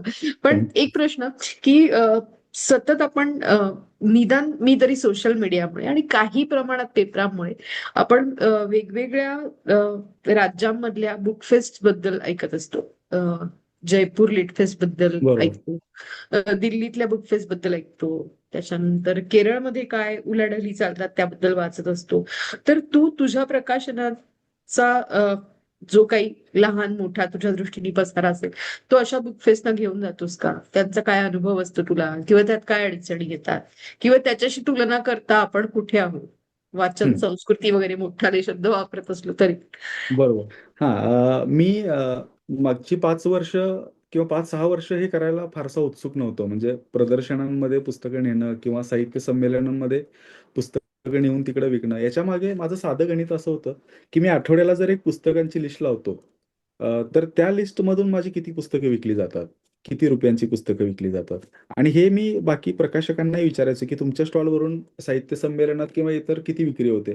तर माझ्या लक्षात येतं, की ते साहित्य संमेलन समजा लातूरला असेल, तर ते सगळा पसारा घेऊन लातूरला जाणं, ते 3-4 दिवस तो तिथं खर्च करणं, ते परत येणं, म्हणजे हे एवढं मोडणं आणि तेवढी जेवढी विक्री होती त्यापेक्षा कितीतरी जास्त आपले एका आठवड्यात इथं बसून होते. मग आपण तो कशाला उपद्व्याप करा?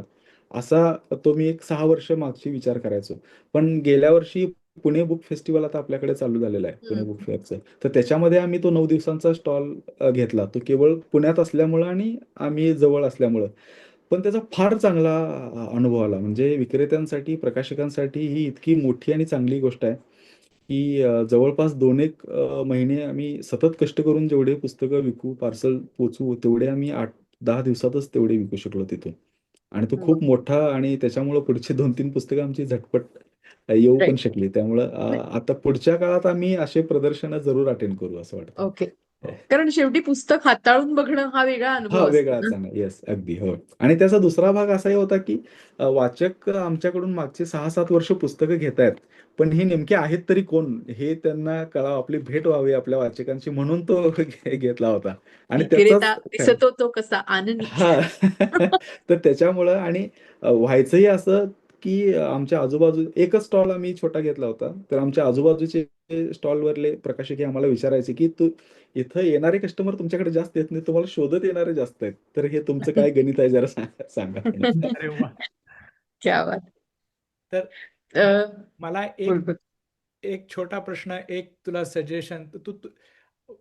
तर आधी सजेशन किंवा विचारतो, ऍक्च्युली तू ऐकलंच असेल. सुझाना क्लार्कचं जोनाथन स्ट्रेंज आणि मिस्टर नॉरेल नावाचं पुस्तक आहे, ते वाचलंयस का तू? हो. नाही, नाही वाचलं मी. I highly recommend it. म्हणजे बरं, नक्कीच लिहून घेईन. म्हणजे I will be very surprise if you don't like it. So नक्की. नक्की, नक्की करतो मी ते पुस्तक. नक्की वाचतो. दुसरा प्रश्न म्हणजे मास्टर प्लॅन मध्ये एका विशिष्ट ऑर्डरमध्ये तू ही पुस्तकं, तर जेव्हा तू पुस्तकांचं फिजिकल डिझाईन बद्दल विचार करत असतोस, तेव्हा सुद्धा ती हो. त्या मास्टर प्लॅन मध्ये कुठे आहेत, त्याच्यावर ते कसं फिजिकली दिसतं, तसं काही असतं का? का those are two different things?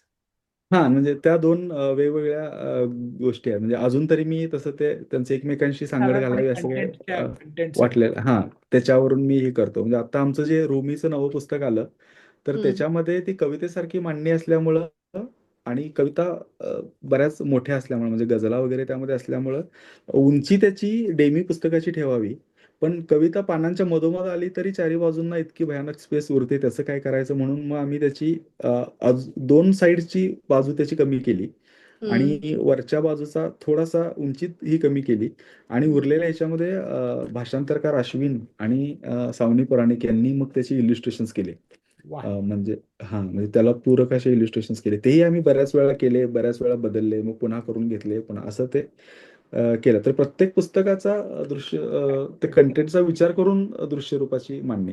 दुसरं एक मगासच्या प्रश्नाला आपण म्हटलं, की पुढचे काय प्लॅन्स आहेत. त्यातला एक प्लॅन आमचा असाही आहे, की जगभरच्या भाषांमधली पुस्तकं आम्ही सातत्यानं आणतोच. पण अ, अशी पुस्तकं जी जर्मनमधून, जपानी भाषांमधून, चिनी भाषांमधून किंवा फ्रेंच एक मराठी. भाषांमधून, स्पॅनिश थेट मराठीत आणि जी इंग्रजीत अजूनपर्यंत भाषांतरित झालेली नाही आहेत, अशी पुस्तकं आणावीत, असा आमचा हा. असतो. म्हणजे मध्ये डोरिस ड्युरीचं जे पुस्तक आणलं, त्याचं जगणं, लिहिणं, श्वास घेणं या नावाने आम्ही त्याचं भाषांतर केलं. तर ते संकेत, राईट? हां, साकेत देखणेनं ते साकेत, पुस्तक आणलं. सॉरी. हां. आणि ते पुस्तक जर्मन सोडून दुसऱ्या कुठल्याही भाषेत गेलेलं नाहीये. तर ते पहिल्यांदाच आम्ही मराठीत आणलं आणि नंतर त्या एजन्सीसोबत बोलताना असं समजलं, की ते पुस्तक इंग्रजीमध्ये देण्यासाठी अ, बऱ्याच प्रकाशकांनी, मोठ्या प्रकाशकांनी रस दाखवला. त्यामुळं त्याची बोली लागली आणि ती बोली मग ती लंडनमध्ये एका सभागृहात नेऊन त्यांनी ते प्रकाशकांचा मेळा जमवून ते बोली लावून ते एका मोठ्या संस्थेनं ते पुस्तक विकत घेतलं आणि ते आता येतंय. तर अशी पुस्तकं जी अजून इंग्रजीतही आलेली नाही आहेत, अशी पुस्तकं जास्त म्हणजे 2 पुस्तकं तरी आमची आली. ते डोरिस ड्युरीचं आलं आणि अ, युडिथ हेरमनचं घर नावानं जे आम्ही पुस्तक केलं, हम्म. तेही हम्म. पहिल्यांदा जर्मनमधून थेट मराठीत आलं आणि मग आता ते इंग्रजीत आणि दुसऱ्या भाषांमध्ये जाईल. क्या बात. तू पण मग ह्या पुस्तकांच्या निवडी कशा करतोस तू? हां, तुला तुला यातल्या ह्या भाषांचे हां, जाणकार मित्र आहेत का? का तुला भाषा येतात? हो, नाही जाणकार मित्र असतात. त्यातल्या 2 गोष्टी. आता एक जगणं, लिहिणं, श्वास घेणं ह्या पुस्तकाचं श्रेय संपूर्णपणे साकेत देखणेचं. मी साकेतला संपर्क केला होता तो एका वेगळ्याच पुस्तकासाठी आणि त्याला हम्म. विचारलं होतं, की "ते अमुक एक पुस्तक तू करशील का जर्मनमधून?" तर तो हम्म. म्हणला, की "मी करेन." मग हम्म. आता काय चाललंय, तर मी एक पुस्तक करून ठेवलंय माझ्या आनंदासाठी. तर त्याचं सॅम्पल पाठवतो आणि मग ते वाचल्यानंतर मी म्हटलं, की जे मी विचारतोय ते पुस्तक आता बाजूला ठेवू आपण आणि हे पुस्तक घेऊ. ते इतकं चांगलं होतं. दुसरं म्हणजे आपण जेव्हा या वेगवेगळ्या संस्थांशी, प्रकाशकांशी कामं करतो, त्यावेळी त्यांच्याकडं त्या पुस्तकांच्या म्हणजे भले ते पुस्तक इंग्रजीत अजून ट्रान्सलेट झालेलं नसू, पण त्या पुस्तकांचे इंग्रजी सॅम्पल्स तयार असतात. म्हणजे त्या हम्म. पुस्तकाचा पूर्ण गोषवारा आणि त्यातली 2-3 प्रकरणं याचं सगळं इंग्रजी भाषांतर ते तयार असतात आणि त्यांच्या एक समजा 1000 पुस्तकांची कॅटलॉग असेल आणि हम्म. त्यातली 400 पुस्तकं जर इंग्रजीत गेलेली नसतील, तरी त्या 400 पुस्तकांचा इंग्रजी कंटेंट त्यांच्याकडे तयार असतो. त्या हम्म. भाषांतराचे नमुने आणि तुम्हाला एखाद्या पुस्तकाचा इंग्रजी परिचय त्यांच्या कॅटलॉगमध्ये वाचून आवडला, तर तुम्ही त्यांना लगेच मागवू शकता, की हे पुस्तक इंटरेस्टिंग वाटते, तर तुम्ही त्याचं सॅम्पल द्या. तर ते लगेच तुमचं पाठवतं. मग तर ते हम्म. वाचून तुम्हाला लक्षात येतं, की हे इंटरेस्टिंग आपल्याला आहे. आवडण्याजोगं. हा. आवडल्याजोगं आहे आणि करायचं. तर आणि त्यांना विनंती केली तर भाषांतर तयार असेल तर ते पूर्ण भाषांतर तर आनंदाने तुमच्याकडे देतात. तर अच्छा. त्यामुळे तुम्हाला तोही एक हे असतो, की कधी-कधी असं होतं, की ही पुस्तकं 2027 मध्ये प्रकाशित होणार आहेत आमच्या संस्थांकडून किंवा 28 मध्ये प्रकाशित होणार आहेत. काही-काही संस्था तर 2030 मध्ये जी पुस्तकं ट्रान्सलेट होणार आहेत किंवा प्रकाशित होणार आहेत, त्या पुस्तकांच्या ई-बुक्स आम्हाला आत्ताच पाठवतात आणि सांगा, की हे तुम्ही आता याच्यावर काम सुरू करणार असेल तर बघा. तर त्यामुळे त्याही माध्यमातून ती पुस्तकं कळतात. म्हणजे अजून राईट. प्रकाशित होण्याआधीच आपल्याला माहिती असतात. वाव, इतकी इंटरेस्टिंग माहिती आणि म्हणजे वाचक म्हणून आणि हौशी प्रकाशक म्हणून आणि शिकाऊ डिस्ट्रीब्युटर म्हणून. हो. ऍक्च्युली नाही या सगळ्यामध्ये वाचक म्हणून खूप जास्त फायदा होतो. राईट. उदाहरणार्थ पॅट्रिक झुस्किनचं एक पुस्तक होतं आणि त्याबद्दल मी वाचलं या पुस्तकाबद्दल आणि ते पुस्तक कुठेही उपलब्ध नाही. ना त्याची ई-बुक्स उपलब्ध आहे, ना त्याचं Amazonवर तर त्याचं हे सुद्धा दिसत नव्हतं. पण मग मी त्या प्रकाशकांनाच संपर्क केला आणि म्हणलं की हे पुस्तक कुठं मिळेल, तर त्यांनी लगेच त्याची ई-बुक्स पाठवली. तर हा वाचक म्हणून होणारा फायदा खूप मोठा आहे, की कुठेही न मिळणारं पुस्तक आपल्याला काही मिनिटांमध्ये ते प्रकाशकांकडून थेट वाचायला मिळू शकतं. वॉव! पण ॲक्चुअली तू प्रकाशकांकडे कॉन्टॅक्ट करतोस का? बरं झालं मला हा नाही नाही. हो. काय हां, बरं. लिटररी एजंटकडे लेखकाच्या? मुख्यतः लिटररी एजंटकडे. ओके. मुख्यतः म्हणजे 90% लिटररी एजंटकडेच संपर्क करावा लागतो. हां, हां. 10% प्रकाशक असे आहेत ज्यांच्याकडे राइट्स असतात. आपल्याकडे जसा लिटररी एजंट हा प्रकारच नाहीये. आपल्याला प्रकाशकांशी संपर्क करावा लागतो. राइट, तर तसं युरोपमध्ये 10%च प्रकाशक असे असतील ज्यांच्याकडे थेट आपल्याला संपर्क करावा लागतो. करेक्ट. अन्यथा प्रत्येक लेखकाचा लिटररी एजंट वेगळा आणि त्यांच्या थ्रूच आपल्याला ते व्यवहार करावे लागतात. अच्छा. कारण आम्हाला आम्ही काही प्रकाशकांना कॉन्टॅक्ट केलेलं आहे, पण त्यांच्याकडनं नाही नसतं. Email goes into a black hole, आणखीन रिस्पॉन्स येत बरोबर, नाही. बरोबर. पण ते जरा तू तू म्हणतोस तसं लिटररी एजंट सापडून लिटररी एजंटकडे करावं लागेल. हां. हो. आणि त्यांच्याकडं एक मुख्य मुद्दा असाही असतो, की लेखकाकडे दुसऱ्यांना राइट्स देण्याचे अधिकार नसतात स्वतःच्याच पुस्तकांचे. Right. हां, ते त्यांनी लिटररी एजंटकडे सोपवलेले असतात. राईट, हम्म. राईट. मला तुझे आभार मानायच्या आधी मला काही थोडे मजेशीर प्रश्न विचारायचे आहेत तुला, ज्याला रॅपिड फायर म्हणतात तसे. त्याला पोरकटपणा म्हणता येईल, पण तरी पण मला विचारायचं. इंडल्ज. तर पटकन उत्तर दे. हो. तुझे आवडते प्रकाशक कोण? राजहंस. तुला मरताना एकच पुस्तक सोबत घेऊन जायचं असं सांगितलं तर कुठलं नेशील? असतं स्टोरी ऑफ द स्टोनचे 5 व्हॉल्यूम्स. पुस्तकं महाग असावीत की स्वस्त? स्वस्त असावीत. कागदी पुस्तकं की डिजिटल पुस्तक? कागदी पुस्तकं. का? कागदी जो आधीपासून मी म्हटलं, की अगदी रादुगांपासूनचा जो प्रवास माझा आहे, तो सगळा आणि प्रकाशनापर्यंतही मी म्हणतो, की तो कागदी पुस्तकांमुळेच तो प्रवास माझा घडलेला आहे. एरवी डिजिटल पुस्तकं करायची असती, तर मी यात अजिबात पडलो नसतो. मग त्यात ते करिअर दिसलं असतं किंवा काही बाकी सगळ्या गोष्टी दिसल्या असत्या. तर डिजिटल पुस्तकं करायचं म्हटलं, की यातला तुम्हाला त्या दृश्यरूपाचा आनंद घेता येत नाही. मग ते लेखकाला सहभागी होऊन त्याच्याशी चर्चा करून एखाद्या निर्मितीचा आनंद आपण ज्याला म्हणतो तो काही घेता येतो असं मला डिजिटल पुस्तकांमधून वाटत नाही. आणि अगदी अलीकडे ती जी किंडल बद्दलची बातमी चर्चेत आली की त्यांनी हो. सांगितलं की 2012 नंतरच्या डिव्हाइसेसना आम्ही सपोर्ट करणार नाही. आणि म्हणजे बरोबर. तेव्हा त्याच्यात पैसे तेव्हा ओतलेल्या माणसांनी पुस्तकांवरती सुद्धा ते जे काही त्या डिव्हाइस वरती पैसे खर्च केले असतील ते सगळे एका क्षणात मिटले. त्यामुळे बरोबर. मला अतिशय धक्का बसला होता ते वाचून. आणि मला हो. एकदम ते जे पुस्तक वाचलं होतं मी मध्यंतरी, ज्याच्यामध्ये डिजिटल पुस्तकांच्या शब्दांमध्येच फेरफार व्हायला सुरुवात होते. हो. पुस्तकांविषयीचा डिस्टोपिया होता तो. हो. तर त्यांनी माणसांच्या शब्दसंग्रहावरती पण परिणाम व्हायला लागतो. तर हो. त्याची आठवण होऊन मला भीती वाटली होती. त्यामुळे नॉट जस्ट पुस्तकाचा सेंद्रिय म्हणतात तसा अनुभव किंवा हाताळून छान वाटतं किंवा तो अनुभव थोर असतो म्हणून नाही, पण एकूणच म्हणजे ज्ञानसंवर्धनाची ही पद्धत मला जास्त खात्रीलायक, विश्वासार्ह वाटली. हे पण आहेच. बरोबर. अगदीच. आणि शेवटचा प्रश्न, तुझ्या घरी किती पुस्तकं आहेत? विकायची अ, नसलेली तुझी स्वतःची हो. अशी. म्हणजे रादुगाचीच ह्या 1000 असतील. म्हणजे एकूण एक 7,000 पुस्तकं असतील असं मला वाटतं. तर ती गावातल्या घरी अर्थात. तर तुझ्याकडे आमंत्रण लावून घ्यायला पाहिजे. नक्की, नक्की. हो. इतक्या दिलखुलास गप्पा मारल्याबद्दल थँक्यू सो मच. थँक खूप यू. मजा आली. फारच मजा मला इथं बोलवलं आणि तुमच्याशी संवाद करण्याची संधी दिली याचा मला खूप मनापासून आनंद झालेला आहे. काय काय इतकं फॉर्मल नको व्हायला आपण. नाही आपण खरं. सगळे समविचारी लोक. त्यामुळे गप्पा बरोबर. मारत राहू, नक्की. कामाच्या बिनकामाच्या. थँक्यू अगदी, सो अगदी. Much. Thank you so much. Thank you. Thank you. अच्छा. अच्छा.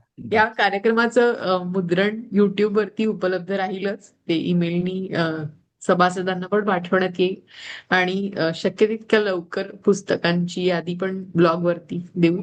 Spotify वरती पण त्याचं रेकॉर्डिंग उपलब्ध असेल. So thank you.